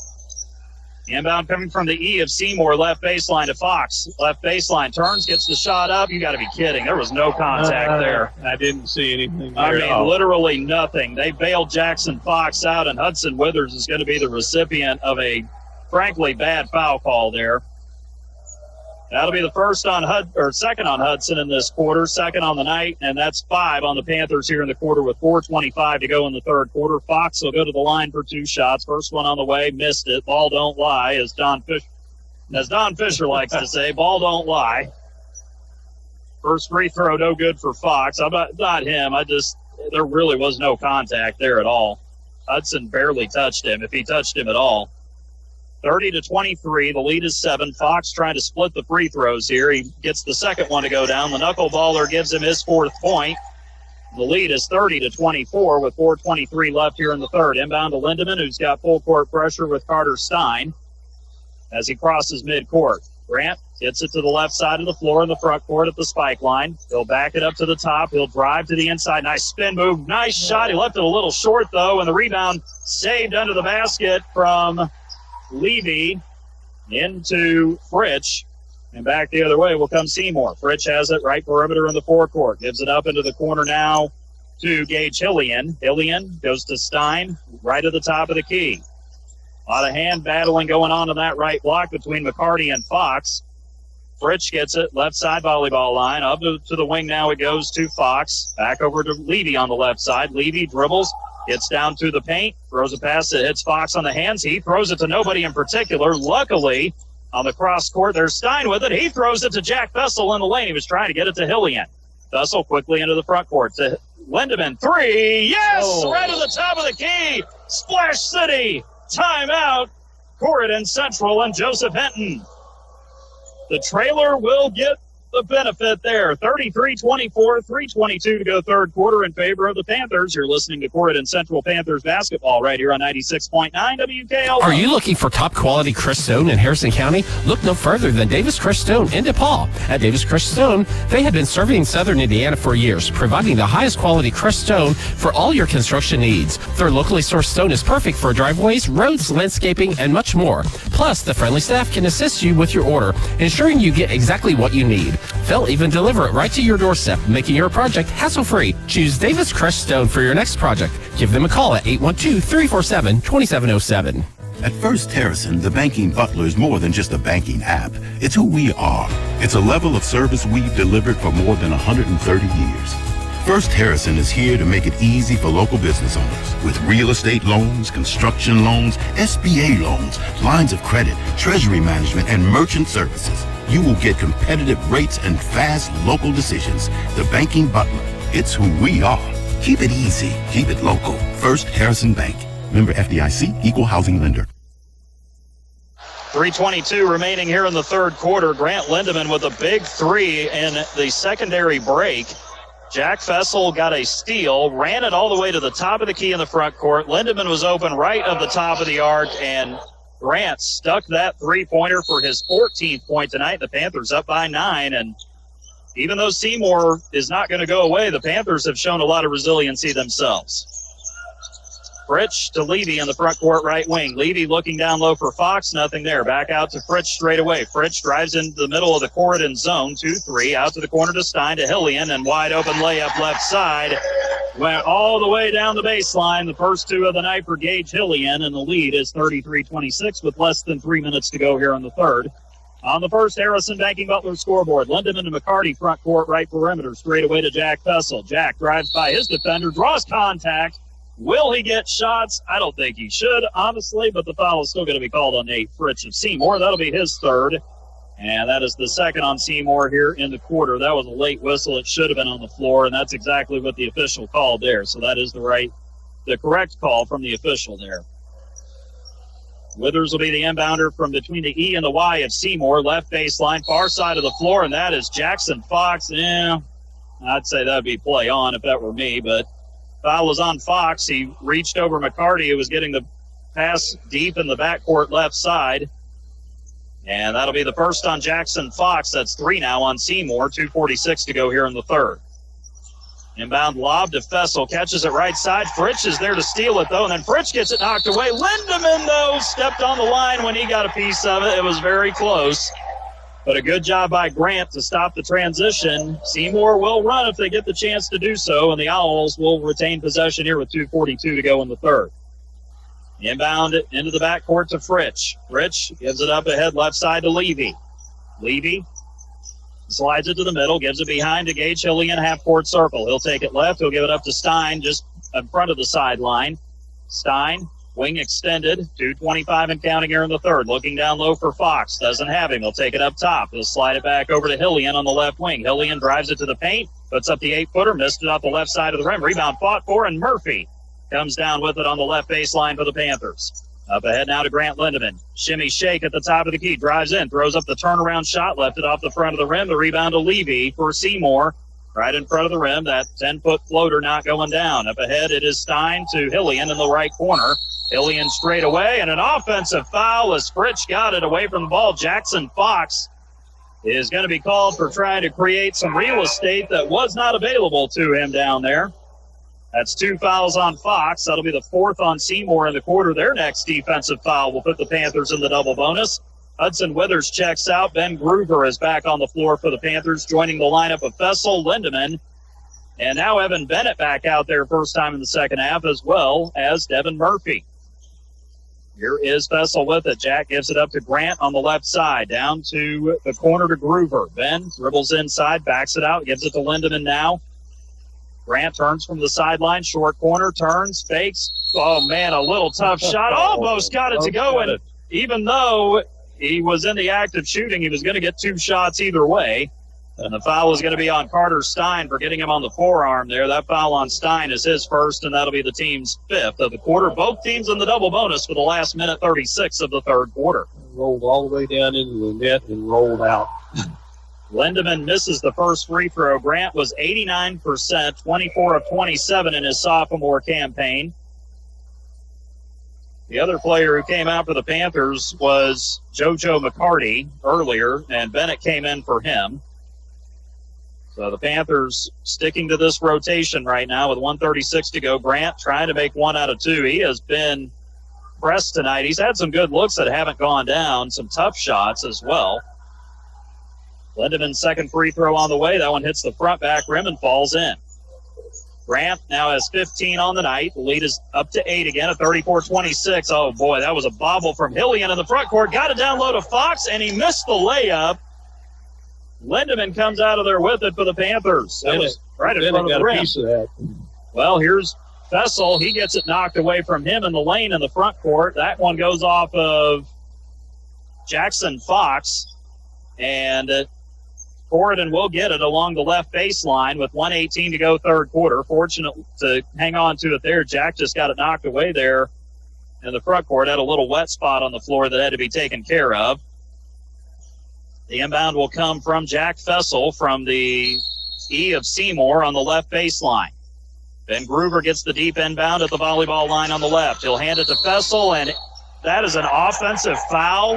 Are you serious? Fritsch got right in the middle of that. Nate Fritsch got away with one there. That's going to be a turnover and an offensive foul. Ben Groover just picked up his 4th.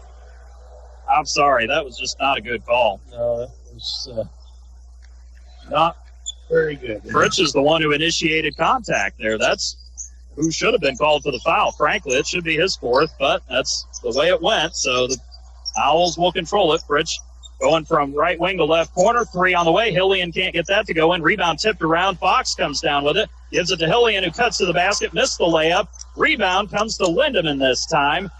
And fortunate for Corydon Central that Seymour didn't score. 47 seconds to go in the quarter. Double pump layup on the other end, and McCarty can't get that to go. Rebound down to the Owls. Back the other way. With it is Stein on the right wing. Straight away to Fritsch. He'll line up a 3 this time. This one too strong. Back of the rim. Rebound tipped around multiple times. McCarty comes down with it for the Panthers. JoJo gives it back to Jack Fessel with 27 seconds left in the third, and the Panthers up by 8. Fessel crosses over, drives it right. Takes it into the lane. Kicks it out left wing to Lindemann. Lines up the 3. He got fouled at the very end. You're not allowed to crowd the space of the shooter. Carter Stein, unfortunately for him, got caught with a hand in the cookie jar there, and that's going to be 3 free throws for the Corydon Central team here. Second foul on Stein, and that'll put Grant to the line for 3 free throws. First one is up. He buries it.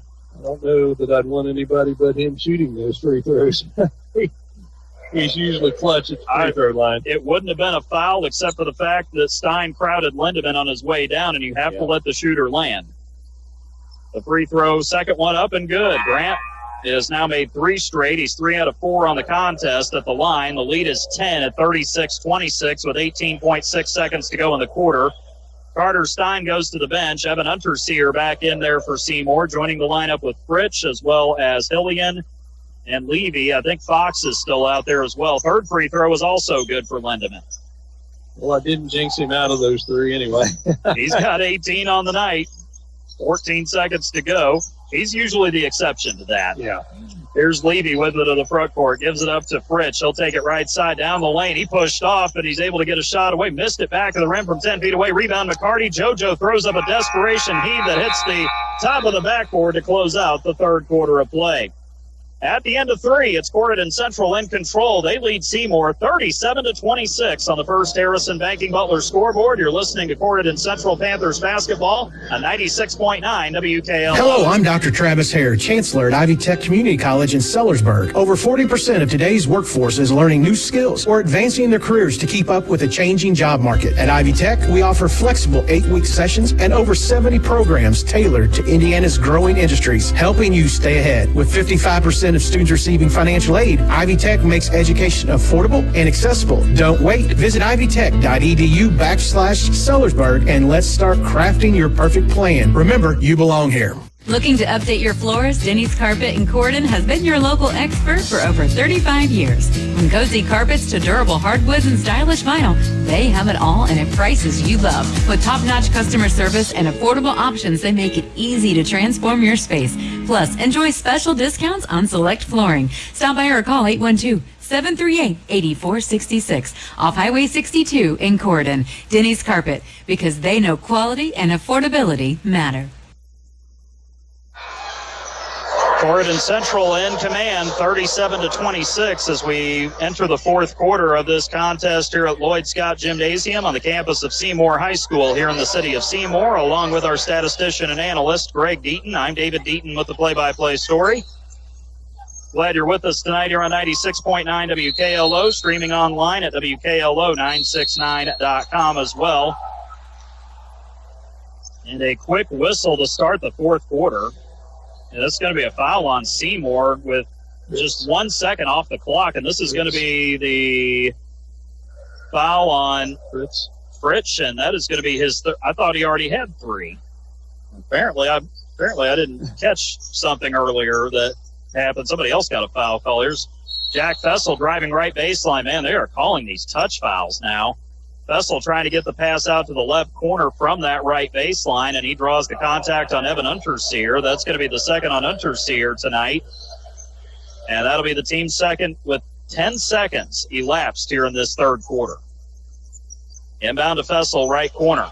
Jack dribbles out to the spike line, gives it up to Lindemann in the left side half-court circle. Lindemann now takes it back to the right, bounces it down to the wing to Jack. Jack behind the back dribble, nice spin move in the lane. Oh, nice little touch shot, can't get it to go. Evan Bennett had the rebound, got it knocked loose. Now there's a scramble for it on the court. just outside the right lane. The jump ball will give the possession arrow over to Seymour. Actually, not a bad shot from Jack. It just wouldn't quite go in there. That was not a bad shot at all. This whole game has not seemed like a season opener at all. Both teams are playing really solid. Didn't notice really any nerves early or anything. Everybody's been pretty locked in tonight. It's been a good ball game. The only difference is Corydon has just outshot Seymour. That's about it. Yeah. Here is Seymour with it. Levy has it at the top of the lane, gives it out right corner to Unterseer, takes it out to the perimeter, now gives it over left side to Fritsch, gives it down to Fox. He throws a deflected pass out to Levy. They work it back left side to Fritsch, fakes, then fires the three, and he made it. Usually when you fake like that, you usually see that shot go short, but Fritsch able to put enough on it for his 13th point of the night. Here comes Corydon with it now as Jack Fessel has it in the forecourt to the left side. Jack, 6:40 to go, fourth quarter. He'll take it top of the key, fakes, gives it to Lindemann on the right side. Grant looking down low, nothing there. Now looks for McCarty, floats it to him right side. There was no doubt Jackson Fox got in there and got him on the arm when he was trying to deny him the pass. That foul on Fox will be the third of the quarter already on Seymour at 6:31 to go here in this fourth quarter. That's three now on Jackson Fox. Carter Stein is back in, replacing Evan Unterseer in the lineup. So Stein will join Gage Hillian, Nate Fritsch, as well as Lakota Levy and Jackson Fox on the floor. Lindemann gets it in the backcourt, throws it into the front court to Hudson Withers, who checked in during the break. Fortunately, Fessel saved it at the left sideline and got it back to Hudson. Hudson didn't catch that cleanly. McCarty gets it, throws it behind Lindemann right side. Seymour's really turned up the heat on the perimeter, though. 6:10 and counting in the fourth. McCarty gets it right corner. Can't find anywhere to go. Has to get it out of there, and Coach Hinton's going to call timeout. Good timeout. You need to do some adjustments there. 6:05 to go in the fourth. 37-29. Panthers in front of Seymour. You're listening to Corydon Central Panthers basketball on 96.9 WKLO. At Harrison County Hospital's orthopedic surgeons of Harrison County, they know pain and limited mobility can take a toll on your life. That's why the expert team is there, providing comprehensive, full-time orthopedic care right in our community. Led by Dr. John Connor, a board-certified orthopedic surgeon, along with physician assistant Christina Gunter and nurse practitioner Jeannie Doan. They deliver personalized care to help you move freely again. Don't let pain hold you back. Call Harrison County Hospital today and take the first step toward recovery. 812-734-3800 or online hchin.org. Hi, this is John Bender. Cooler. All right. Corydon Central coming out of the timeout with 6:05 to go here in the fourth quarter, and the Panthers will inbound out of that timeout from the right sideline. Withers to Murphy. Ooh, he was going to shoot that, but Levy was right there. Now to Fessel. He lines up a three left wing. Can't get it to go off the side rim. McCarty with the offensive rebound left corner. Tries to throw it back to Jack in the paint, and it's knocked away from him out of bounds. It'll stay with the Panthers under the basket. Seymour, only 9 out of 27 shooting through the first three quarters of this contest. And only 3 out of 14 so far tonight from behind the arc. Corydon Central, 12 of 31 shooting, 6 out of 10 from behind the arc. Lindemann has it in the left corner. He got grabbed there at the very end, right before he lost the basketball. It was going to be a turnover, but I think Stein got caught in the wash. He's the one who got the foul there in that third quarter. He got one of those fouls, so Stein just picked up his fourth, and that'll be the team's fourth on Seymour here in the fourth quarter with 5:48 left. Next defensive foul on the Panthers will be in the bonus. Lindemann had it left side, was driving toward the corner, and he got grabbed from behind, and Stein was the one who got a hand on him. Stein will stay out there for Seymour. Inbound coming from Hudson Withers. He'll lob it to Grant near the half-court circle left side. Defensive pressure has really picked up from Seymour so far. Lindemann trying to cross over on Carter Stein with 5:37 left. Lindemann's got to get it out of there, does. Goes over to the right side to Jack Fessel. Back over to Lindemann. Grant has it midcourt. Takes it down to the top of the key. Grant trying to back down Stein. Got into the defense. Lost the ball. It's loose. There will be a tie-up, and the jump ball arrow will favor Corydon this time with 5:22 to go. Actually, by the way, want to point out a good crowd tonight. This is one of the most cavernous places in Indiana high school basketball, and I think we've got probably about 3,000 people here tonight. There's a lot of people here. There are a lot of people here, too. Not a bad crowd from Corydon. I know it's a long drive on a weeknight, but it's not a bad Panther contingency here either. Good turnout for the black and gold tonight. Got a wet spot on the floor again. We're going to see some of those here in the fourth quarter. A lot of the same guys are still out on the floor. You're going to get your conditioning tested here in this last 5:22 as well. 37-29, Corydon Central leading Seymour on the First Harrison Banking Butler scoreboard.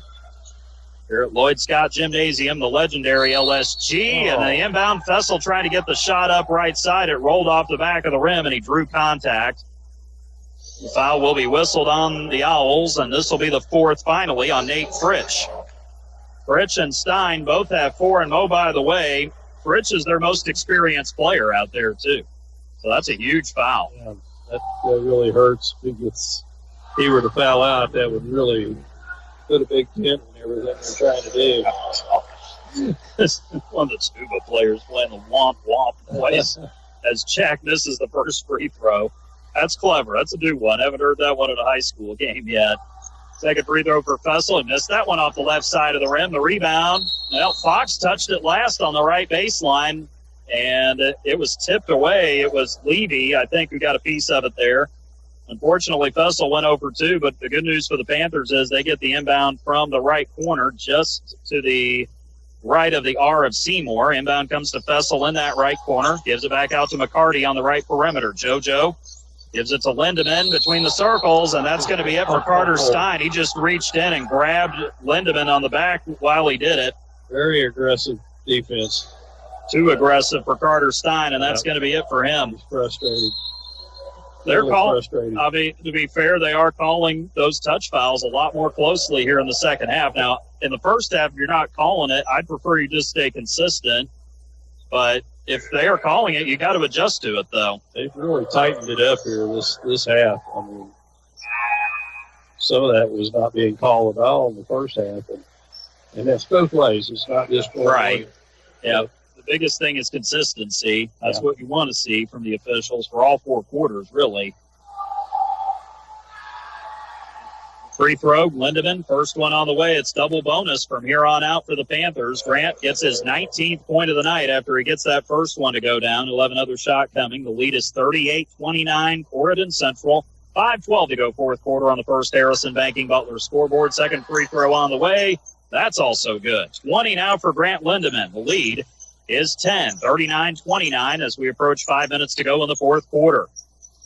It is Seymour with it. The freshman, Chris Pumphrey, back out on the floor for the Owls here in this fourth quarter. He has it on the left perimeter, looks, gives it up now to Fritsch, who has it left side of the top of the key. He'll line up a 3. That's off the front, back rim, no good. Fox gets in there for the rebound, sticks it up, gets it to go, and draws contact as well. Jackson Fox sticking with it there, and he will be rewarded with a 3-point play opportunity. The foul will be the third of the night on Jack Fessel. That'll be the team's first of the quarter on the Panthers.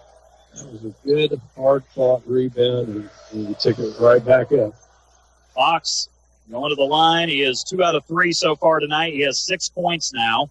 He has been the main impact player off the bench. First free throw and only free throw. It's the front rim and rattles in. Fox has 7. The lead is 7, 39-32, 4:48 to go in the fourth. Panthers working it quickly. There's Murphy. Swishes it. It rattled in from the right corner off the pass in transition. Gutsy shot. 5 points for Devin Murphy. The lead is back to 10. Seymour throws it away. It is turned over in the front court. Here's Lindemann going all the way for the layup right side. It came off of Lakota Levy. Threw it from the right sideline, and now the lead is 12, the biggest it's been for the Panthers tonight. Lindemann's got 22 all of a sudden. 4:19 and counting here in the fourth. Here in the front court with it is Gage Hillian right side between the circles to Chris Pumphrey. Pumphrey gives it up to Fritsch on the right wing, down to the short corner to Fox. Takes it into the paint on Groover, and he traveled with it before he got into the paint. Ben did a great job standing his ground that time. I know Ben hasn't done much tonight as far as scoring or really much else except maybe rebounding, but that was a good defensive stand there. Gordon has just been locked in tonight. This from the time they got started tonight, they have been locked in. Yeah, Lindemann, man, 3 straight away off the bounce. 25 for Grant Lindemann. 47-32, 3:48 to go in the fourth. Fritsch lost the dribble in the front court. Ball loose. Fritsch gets it at midcourt. Scramble for it. Still gets loose again. McCarty gets down to get it. He lost it out of bounds. Joseph Henton pumps the fist. He loves the hustle on the sideline. The Panthers don't get it back, but they really made Seymour have to work for that one. I think that went through 5 different players' hands. It been out of bounds. JoJo McCarty's like, wait, this turned into football. Let's go. Let's play.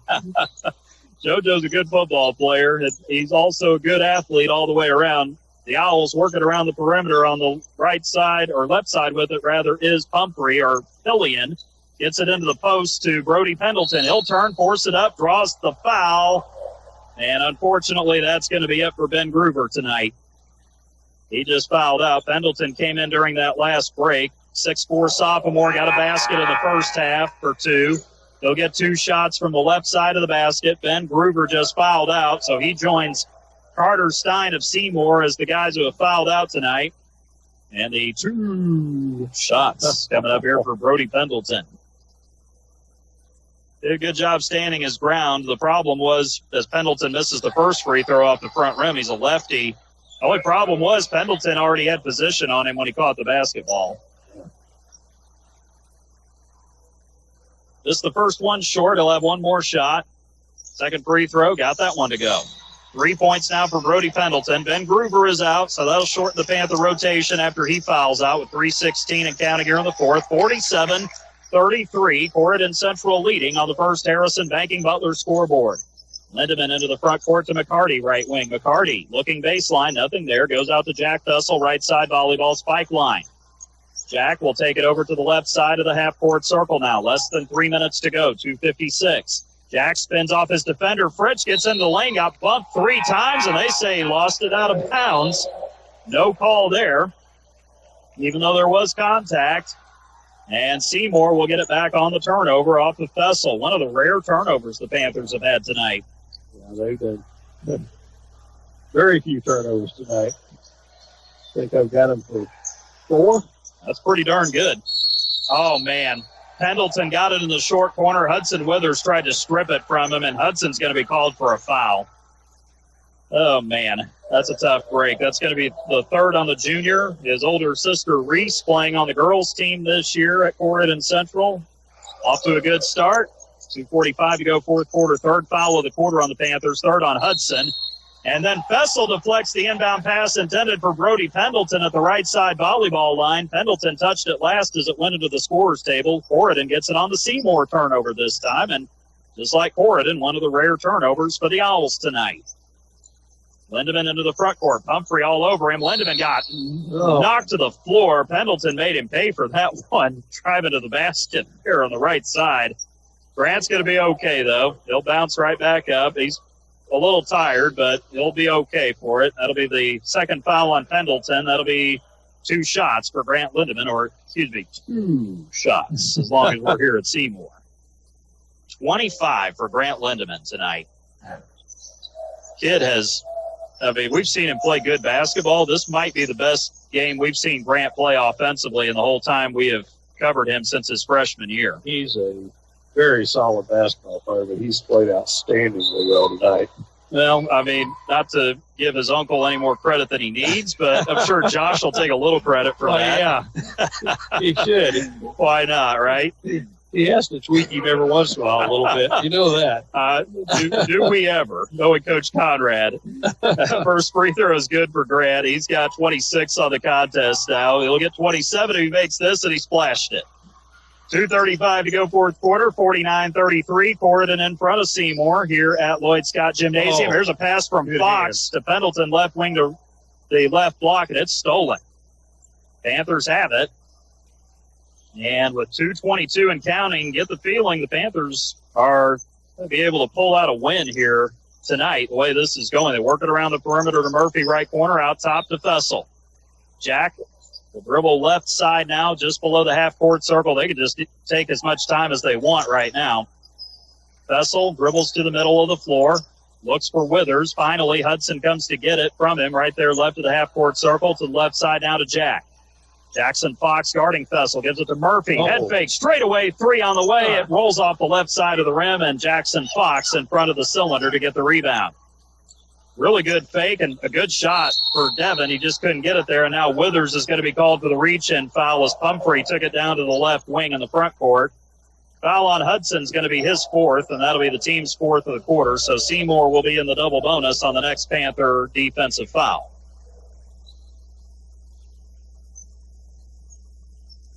.143 to go. Inbound will come. Oh, McCart. I don't know why JoJo did that. He bumped him. Brody Pendleton caught it in the short corner left side, and, well, doggone it if he didn't pick up the foul. He made it obvious, though. Yeah, he did. Foul on JoJo will be his first and the team's fifth. I'll give him credit. He didn't try to act like he didn't do it. Yeah. I mean, okay, I did it. Nothing else. You got to give him that, I guess. First free throw for Pendleton is short off the front of the rim. He'll have one more shot coming. He's got 3 points on the night, 1 out of 3 now at the stripe on the contest. Gordon has really frustrated Seymour. Just this whole quarter, you can see the frustration with Seymour. They just can't get anything going. Second free throw also missed there from Pendleton. The rebound came to McCarty. JoJo brings it ahead. Now with it is Lindeman on the left side just below the timeline there.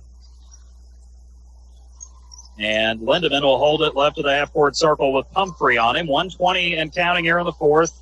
Lindeman gets Pumphrey off of him as he just keeps dribbling on that left side of the floor. Corydon trying to run an overload to the right, giving him an isolation opportunity. 1:10 left. Panthers are going to win what might be for the first time ever or for the first time in the modern era of the program.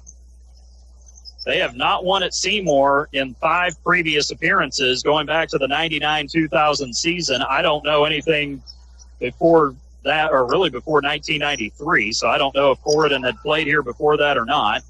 Vessel lost it off his foot in a double team. Murphy picks it up. Nice give and go to Jack. He throws it up and got it to go over the defender on the right side of the basket for his 14th point. Oh, that's a nice way to cap off your night. 51-33 now. 29 seconds and counting here in the fourth. Seymour with it. Here's a drive, a scoop layup. Wow, nice roll there for Gage Hillian. Nice shot. Little circus shot that worked out for him there as it rolled off the back of the rim. Vessel almost did the splits in the backcourt. Fox was all over him. Jack recovers it, though. Somehow got back to his feet, and he'll bring it to the front court only to run out the clock. They'll give it to Lindeman left side, and that'll do it. Final 5 seconds. And the Panthers start off the new season with a road victory here tonight at the legendary Lloyd Scott Gymnasium. The final score tonight, the Corydon Central Panthers win over Seymour 51-35 on the First Harrison Banking Butler scoreboard. Corydon starts the season with a win.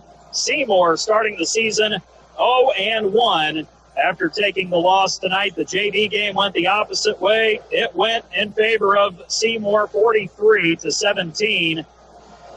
But at least the Panthers are able to salvage a split, and for the first time in the modern history of the Corydon program, they win here at Lloyd Scott Gymnasium. We will head to a break right now, and after the break, we will head into our Davis Crushstone postgame show here at Lloyd Scott Gymnasium. We will have final stats and analysis, and we'll take a look at other games going on around the area. We'll also talk with head coach Joseph Hinton of the Panthers as well. The Panthers win it tonight 51-35 on the First Harrison Banking Butler scoreboard. You're listening to coverage of Corydon Central Panthers basketball right here on 96.9 WKLO. Hi, this is John Bender. Cooler weather, it's on its way. The Department of Energy says a properly insulated home can save you up to 20% off your heating and cooling expense. So make sure your home is properly insulated this fall. The Owens Corning ProCat Low-Fill Insulation System makes it quick and affordable to properly insulate your home. You can do it yourself, or we can recommend a contractor to help you. Learn how easy you can add insulation with the ProCat Insulation System by visiting us at Bender Lumber. Local people serving local needs for for over 90 years. Looking for great food at a great price? Come to Rita's Taco Shop on Edsel Lane in Corydon. From loaded tacos and burritos to bowls and street favorites, Rita's has the flavor you crave and the value you love. Dine in or carry out. They're fast, fresh, and always delicious. Don't forget to pair your meal with the refreshing drinks and signature margaritas. With so many options, there's something for everyone. And gift cards make it easy to share the flavor. At Rita's, they're proud to support our local athletes on the court, the field, and in our community. Rita's Taco Shop in Corydon, where community and flavor come together. And Harrison County Hospital's orthopedic surgeons of Harrison County. They know pain and limited mobility can take a toll on your life. That's why the expert team is there, providing comprehensive, full-time orthopedic care right in our community. Led by Dr. John Connor, a board-certified orthopedic surgeon, along with physician assistant Christina Gunter and nurse practitioner Jeannie Doan. They deliver personalized care to help you move freely again. Don't let pain hold you back. Call Harrison County Hospital today and take the first step toward recovery. 812-734-3800 or online hchin.org. Well, you can't start your season much better than the Corydon Central Panthers did tonight, making the long trip all the way up here to Jackson County, here to the legendary venue, Lloyd Scott Gymnasium. They were 0-5 in this building dating back to the 1999-2000 season, and for the first time in the modern era of Corydon Central basketball, they win here in this facility tonight. This historic and legendary facility, one of the great places that houses basketball in the state of Indiana. The final score tonight goes Corydon Central's way in the varsity game, 51-35. The Panthers prevailing here on the road at Seymour. They also end a two-game, had lost the previous two coming in. They've now won twice over Seymour, dating back to the 99-2000 season. First time the Panthers have beaten Seymour in 3 seasons. You have to go back to November 22nd of 2022. The Panthers won at home 63-59 that night against the Owls. So a very nice win tonight here on the road. This Corydon team picking up a huge win tonight and coming out of here with a much better Thanksgiving Day ahead as well. Thanksgiving Day has been pretty miserable the last 4 times the Panthers have come out of this game up here at Seymour, and really for 10 of the last 11 meetings as well. But the good news was the Panthers played with a great deal of poise tonight. Even though the game was really played more at the pace that Seymour wanted it to be played, this Corydon team showed a great deal of presence, and they never wavered from what they wanted to do tonight. Executed pretty well on the half court, made a few tough shots tonight, but also took some higher percentage shots that went down as well. We had 3 lead changes in this game, and all of those occurred in the second quarter. The Panthers end up winning by their largest margin that they led tonight, 51-35, 16 points, ended up being the biggest margin here tonight on the road. And this Corydon team should be very proud of the way they performed here on the road tonight. Head coach Joseph Hinton will join us here in our Davis Crush Dome postgame show in just a few minutes as we welcome you to our Davis Crush Dome postgame show here on 96.9 WKLO, along with our statistician and analyst, Greg Deaton. I'm David Deaton with the play-by-play. Corydon comes out tonight with a 51-35 victory on the road here at Lloyd Scott Gymnasium. And the Panthers start off the season with the victory before they come back home on Friday night to host the Lanesville Eagles inside the Panther Dome in Corydon. And we will be there for that matchup for the home opener for the Panthers on Friday night right here on 96.9 WKLO. The JV game will get underway at 6 o'clock on Black Friday, with the varsity game to begin around 7:30 with our pregame coverage presented by Davis Crush Stone, set to begin right around 7:15 Friday evening from the Panther Dome in Corydon, right here on 96.9 WKLO, streaming online, WKLO969.com, on our YouTube channel, WKLO 96.9, as well as on your Alexa. Just say, Alexa, listen to 96.9 WKLO. Let's take a look at the scoring tonight. First for Seymour, Nate Fritsch was the most consistent offensive player the Owls had tonight. He scored 13 points, 10 of those 13 in the first half. He was able to bury a tray there in the fourth quarter, and that was all he could do in the second half. Nate Fritsch leading Seymour tonight with 13 points, starting for the Seymour team. Jackson Fox had a big second half. He actually scored 7 of his team's 18 points in that second half. He went 3 out of 4 from the free throw line in the third and fourth quarters. Made 2 field goals, made a 2 there in the third quarter and another one in the fourth quarter as well, for that total of 7 points, 4 in the third, 3 in the fourth, to get him to that total tonight. Meantime, other scores for Seymour in this game. Gage Hillian with 4 points, 2 in the third, 2 in the fourth quarter. He finished with 4 tonight, the junior at 6'2". Also, Carter Stein made a 3. He actually started the scoring tonight back in the first quarter. Stein finishes with 3 points. He also fouled out tonight. Evan Unterseer finished with a 3 in the third quarter. His total 3 points tonight. Brody Pendleton with a basket for 2 in the second quarter. 1 out of 4 free throws in the fourth quarter as he ends up scoring 3 tonight. Lakota Levy with a basket for 2 there in the second quarter. He finished his night with 2 points. So everybody except Chris Pumphrey, who played tonight, was able to score for Seymour. The 5'10 freshman came away with no points. Seymour went 6 out of 13 shooting in the second half. They go 12 out of 30 on the night for 40%. 2 out of 5 from behind the arc tonight for Seymour. 4 out of 15 total, 27%. Free throw shooting for the Owls. They were 4 out of 8 in the second half and go 7 out of 12 for 58% tonight.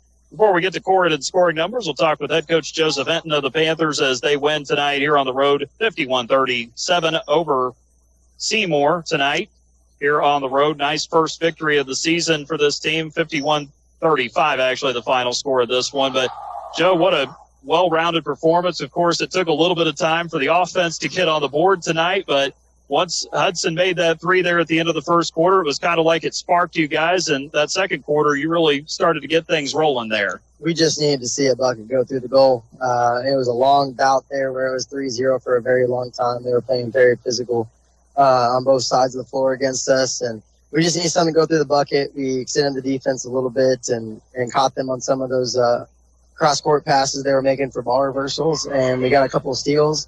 But let's talk about the defense and the hustle, and let's talk about the rebounding.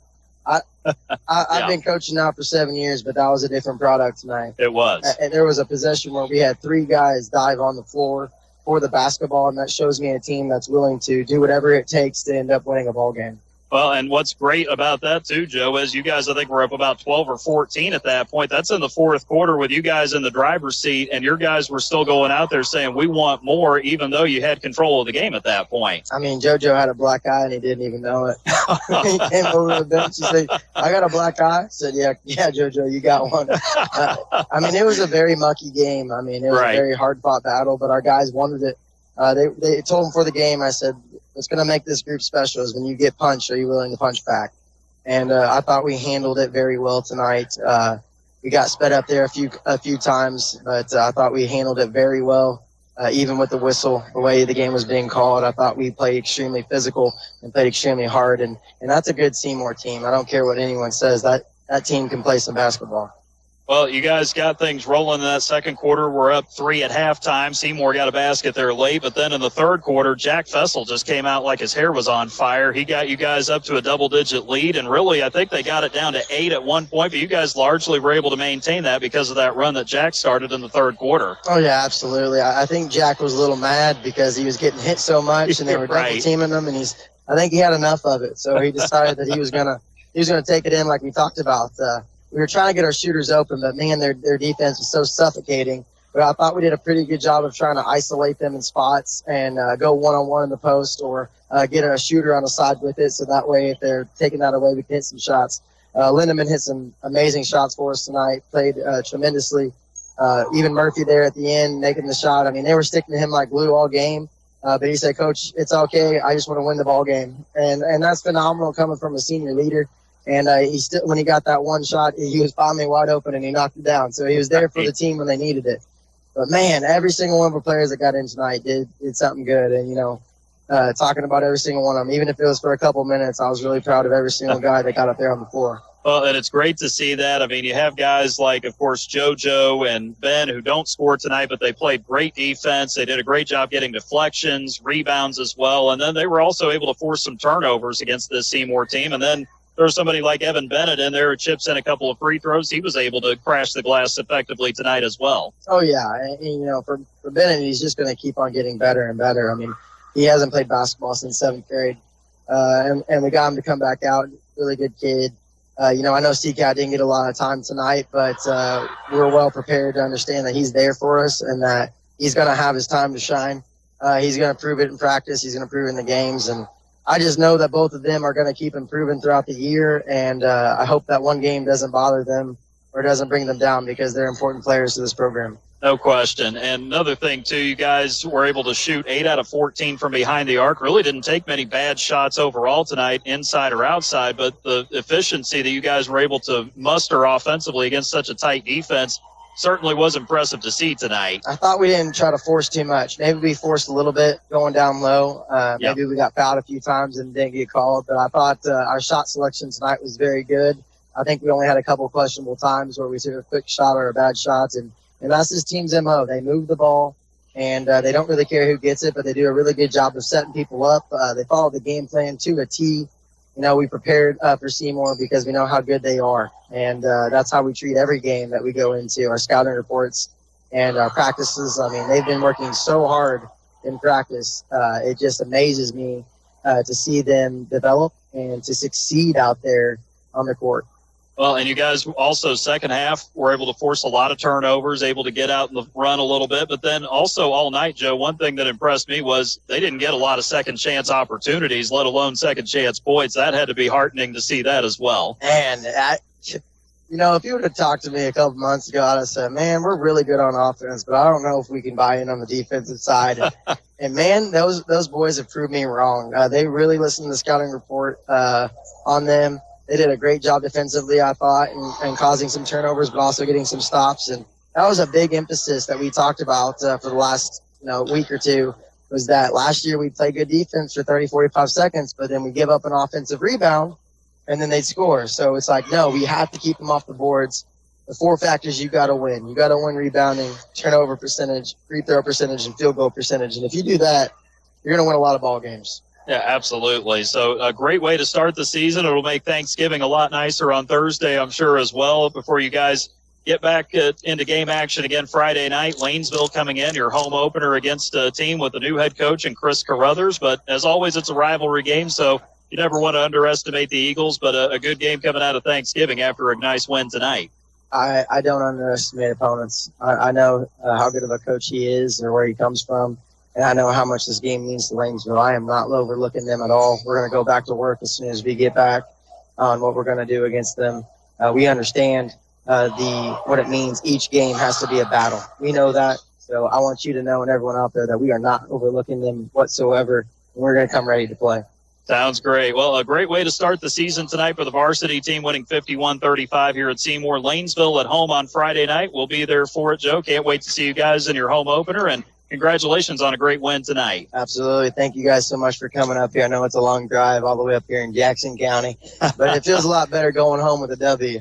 All right. Thank you so much. And as always out there, go Panthers. Also, happy Thanksgiving as well to you and your family, Joe. Thank you so much for taking the time as always. Absolutely. Happy Thanksgiving to every Panther fan out there. I hope you guys enjoy it. Please come watch these boys. They're fun to watch. All right. Thank you. All right. Go Panthers. Thank you, Coach. That's Joseph Hinton joining us here in our Davis Crushstone pregame or postgame show tonight as the Panthers come away with a 51-35 win. Impressive victory here on the road at Seymour tonight. Let's go through the Panthers scoring and shooting before we go to our next break.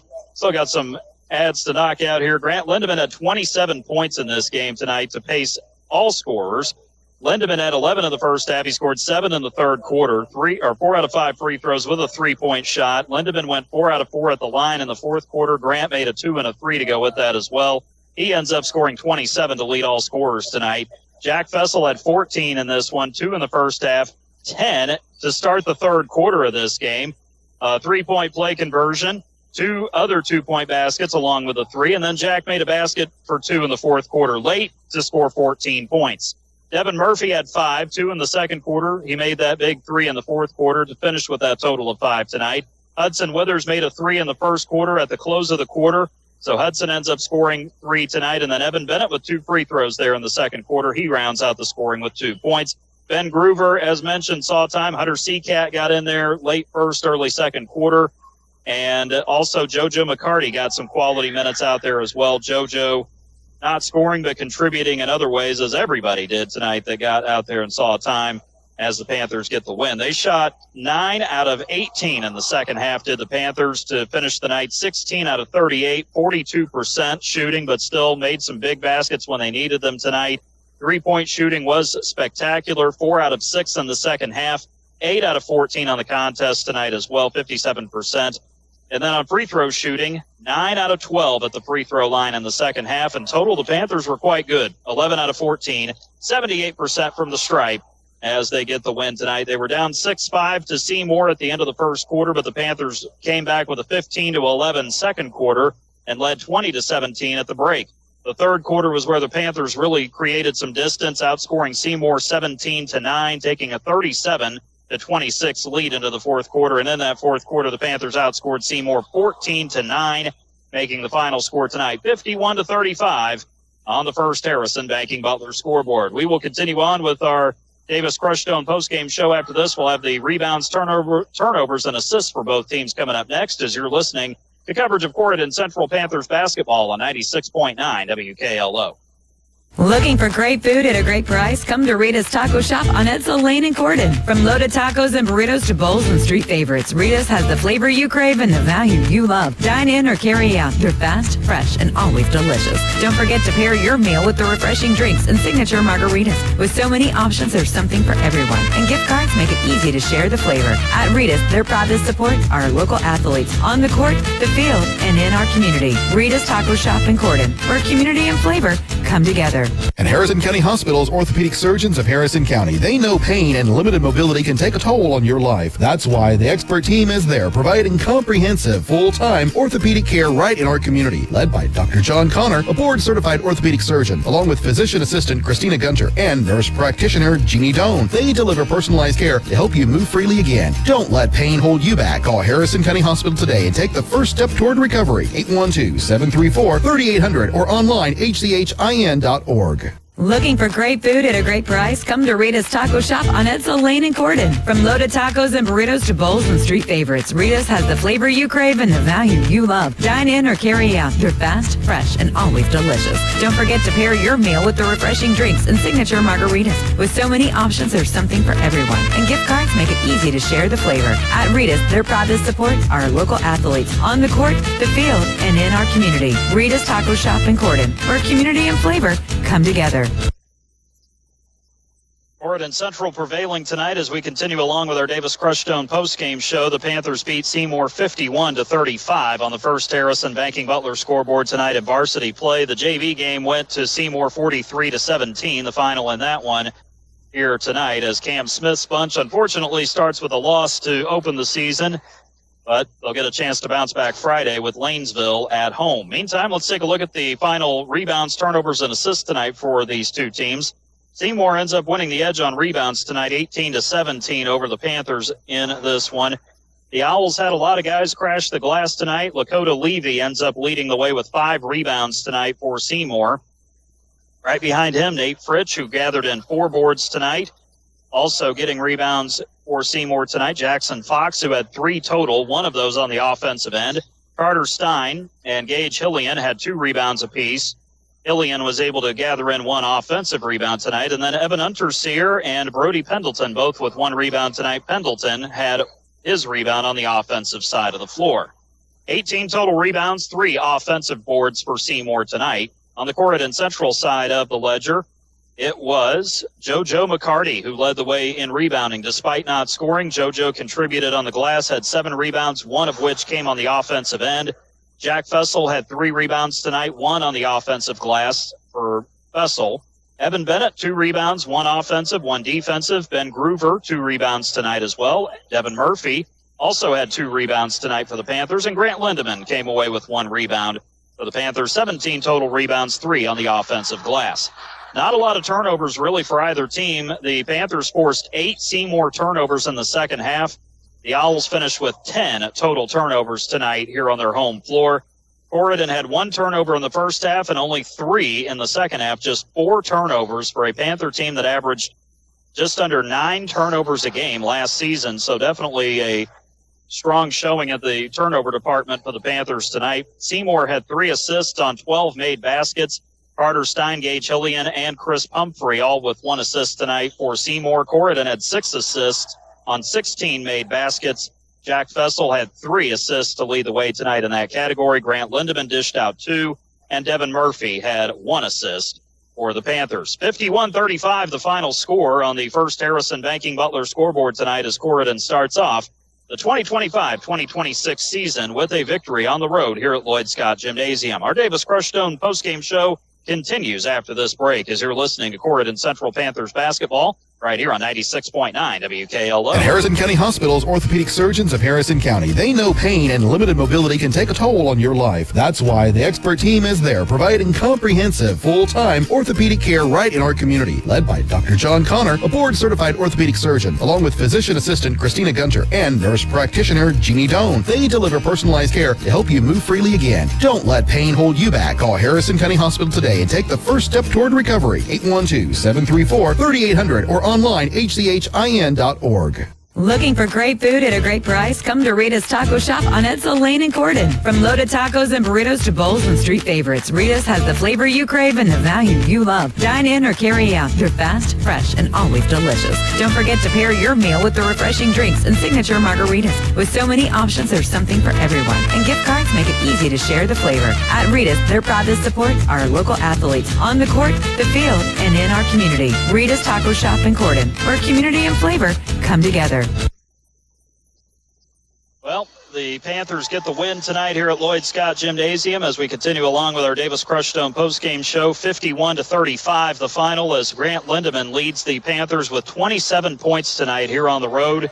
Thanksgiving in 2 days. The Panthers feeling real good going into the Thanksgiving break with this win tonight. First time they've beaten Seymour in 3 years, and it's just the second time dating back to the 1999-2000 season that Corydon Central has prevailed over Seymour. It's the first time in 6 trips to Lloyd Scott Gymnasium over the last 27 years that they have won here in this building. First time in the modern era of the program, we'll say, at least for now. So a huge win tonight for the Panthers, 51-35 over Seymour. Seymour 0-1 on the season. They will be back in action again 1 week from Friday, according to the schedule. They will be back here at home taking on Brownstown Central, although that game very well might have to be postponed because the Braves football team is playing in the 2A state championship game at Lucas Oil Stadium on Saturday. So we'll see if that game actually happens or not. Otherwise, Seymour will be on the road for the first time in the season on Saturday, December 6th, when they will visit the Franklin Grizzly Cubs, and then on Friday, December 12th, Seymour back here at home again to face Jeffersonville in their first Hoosier Hills Conference game of the season. For the Panthers, they got Lanesville at home Friday, and we'll have the coverage for you here on 96.9 WKLO before the Panthers visit North Harrison on Friday, December 5th, and host Madison on Saturday, December the 6th, as they get into a couple of sectional opponents there on that weekend. We'll be back in Harrison County for the first time this season Friday night here on 96.9 WKLO. The Panthers will host their home opener when they will host their county rival, the Lanesville Eagles. Lanesville will be starting their season Friday night with the first-year head coach and Chris Carruthers. Coach Carruthers has been the JV coach at Providence for the past 6 seasons. His teams won 83% of their games over his tenure there. He also served as an assistant coach at Christian Academy and Rock Creek Academy as well. The Franklin College graduate takes over an Eagle team that finished with a 9-14 record last season under former head coach Kyle Brown. The Eagles started 2-10 last season, but finished strong with a 7-4 stretch.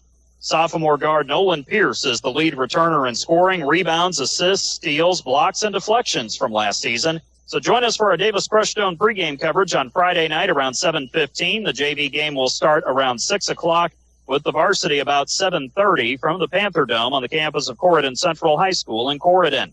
Catch North Harrison and Corydon Central boys basketball throughout the season here on 96.9 WKLO. You can listen to us on 96.9 FM, streaming online at WKLO969.com. Check out our Facebook page for our broadcast schedule for the basketball season throughout 2025-26. And also to note this as well, on Saturday, we'll be at North Harrison for their boys basketball home opener on 96.9 WKLO. The Cougars will play host to the always tough Heritage Hills Patriots. The Patriots will open their season Saturday night with first-year head coach Josh Wetzel, who has been the JV coach over the past few seasons down at Heritage Hills. They were 13-9 last season. The JV game on Saturday from North Harrison will begin around 6:30. The varsity around 8 o'clock with our pregame around 7:40 on 96.9 FM, online WKLO969.com, on YouTube WKLO 96.9, or on your Alexa device as well. Take one more break, and we'll wrap things up for the night here from Lloyd Scott Gymnasium. You're listening to coverage of Corydon Central Panthers basketball on 96.9 WKLO. And Harrison County Hospital's orthopedic surgeons of Harrison County. They know pain and limited mobility can take a toll on your life. That's why the expert team is there, providing comprehensive, full-time orthopedic care right in our community. Led by Dr. John Connor, a board-certified orthopedic surgeon, along with physician assistant Christina Gunter and nurse practitioner Jeannie Doan. They deliver personalized care to help you move freely again. Don't let pain hold you back. Call Harrison County Hospital today and take the first step toward recovery. 812-734-3800 or online hchin.org. Are you looking for top quality crushed stone in Harrison County? Look no further than Davis Crushed Stone in DePaul. At Davis Crushed Stone, they have been serving Southern Indiana for years, providing the highest quality crushed stone for all your construction needs. Their locally sourced stone is perfect for driveways, roads, landscaping, and much more. Plus, the friendly staff can assist you with your order, ensuring you get exactly what you need. They'll even deliver it right to your doorstep, making your project hassle-free. Choose Davis Crushed Stone for your next project. Give them a call at 812-347-2707. Few scores around the area tonight in girls basketball. See if we have some games there. Bar Reeve defeating Tecumseh tonight, 53-24. Boonville handled Southridge, 60-26. And then he had North Davie squeezing out a 30-29 win over Lagodi tonight in girls basketball action. No score from a variety of games, including Bedford North Lawrence, Brownstown Central, that being one of the games that has happened around the area tonight as far as the girls go. In boys basketball, Jennings County takes down Jeffersonville. Actually, that's girls basketball. Sorry. Jennings County's girls beat Jeffersonville 69-56 tonight.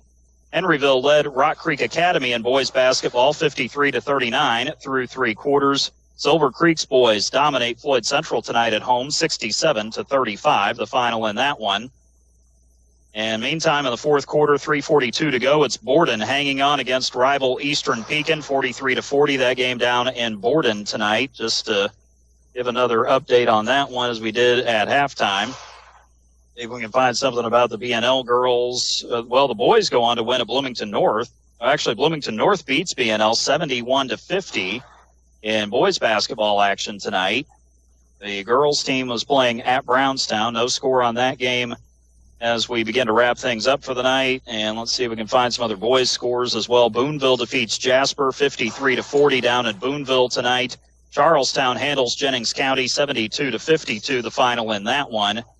And let's see here. Trinity Lutheran also a winner tonight over Mitchell 72-47 in boys basketball action. So quite a few games going on tonight. We are now officially underway with the boys basketball season. The girls season also well underway as well. The Panthers getting a nice win tonight as we close up shop for the night. We would like to thank all of our wonderful sponsors for their support of our broadcast here on 96.9 WKLO. Harrison County Hospital, Denny's Carpet, Our Place, Drug and Alcohol Services, and Rita's Taco Shop in Corydon, Ivy Tech Community College in Sellersburg, as well as Prosser Career Education Center in New Albany, Dr. Black's Eye Associates, Bender Lumber, First Harrison Bank, Morgan's Auto Salvage in Paoli, and Davis Crushed Stone in DePaul. Most of all, thanks to you for listening to our Corydon Central boys basketball broadcast tonight.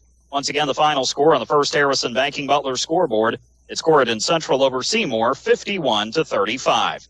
We'll be back on Friday night for the home opener for the Panthers as they take on Lanesville, JV at 6, varsity around 7:30, and our pregame coverage presented by Davis Crushed Stone will get underway around 7:15. We thank you for listening to our broadcast tonight and for listening to our postgame coverage presented by Davis Crushed Stone, located at 8605 Big John Road in DePaul. For all of your crushed stone, lime, and aggregate needs, call Davis Crushed Stone at 812-347-2707. For our statistician and analyst, Greg Deaton, I'm David Deaton saying have a great night from Lloyd Scott Gymnasium on the campus of Seymour High School here in the city of Seymour. Happy Thanksgiving to everybody out there listening. Have a great day on Thursday, and also want to wish the North Harrison and Corydon girls well as they play tomorrow night. The Corydon girls are at Providence, JV at 5:30. Will be two quarters with the varsity to start around 6:30.